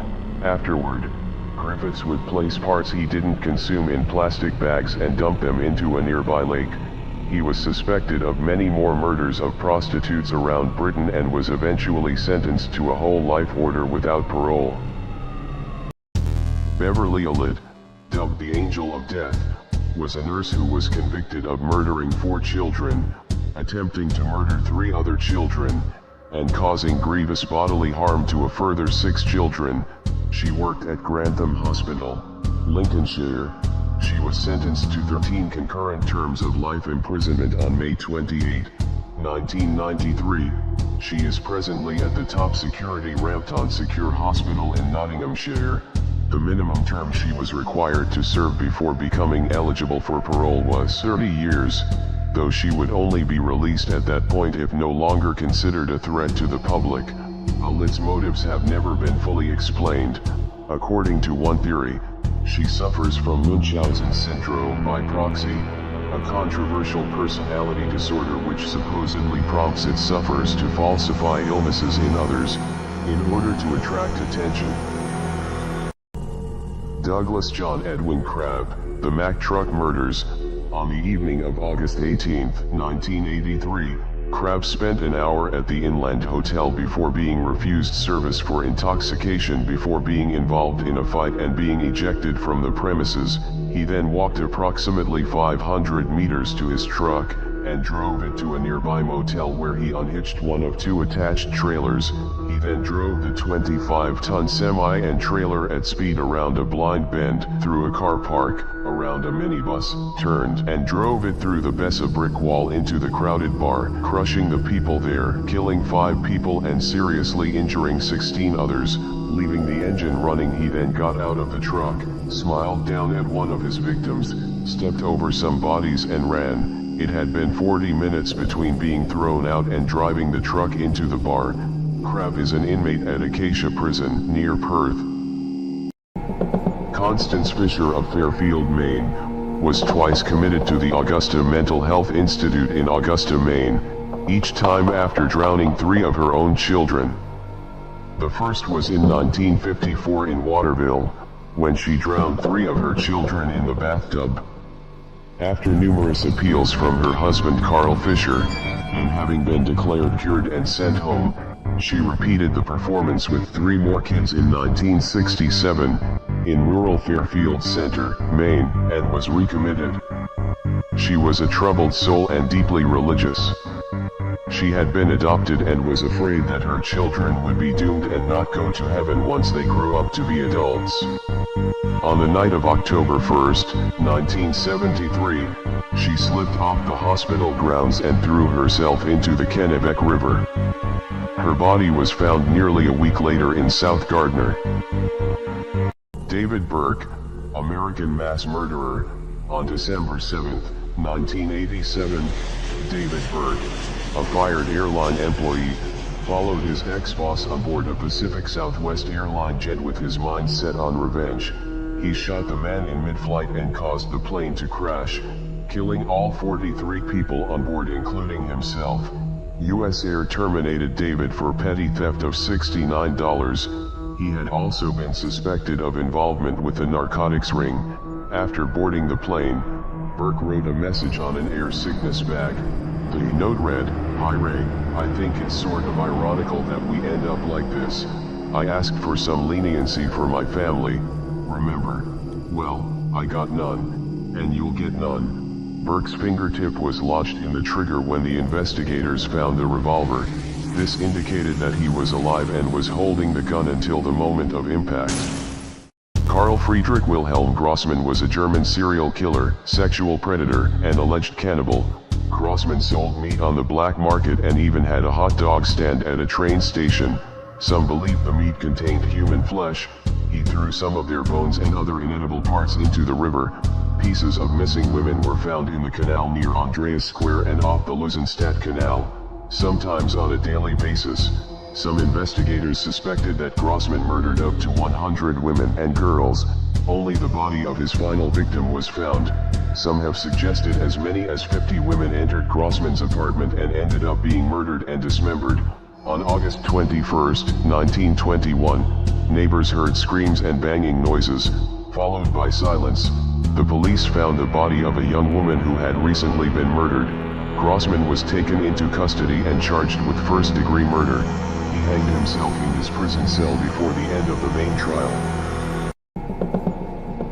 In 1999, 23-year-old Fan Manu was working as a nightclub hostess when she made a mistake which cost her life.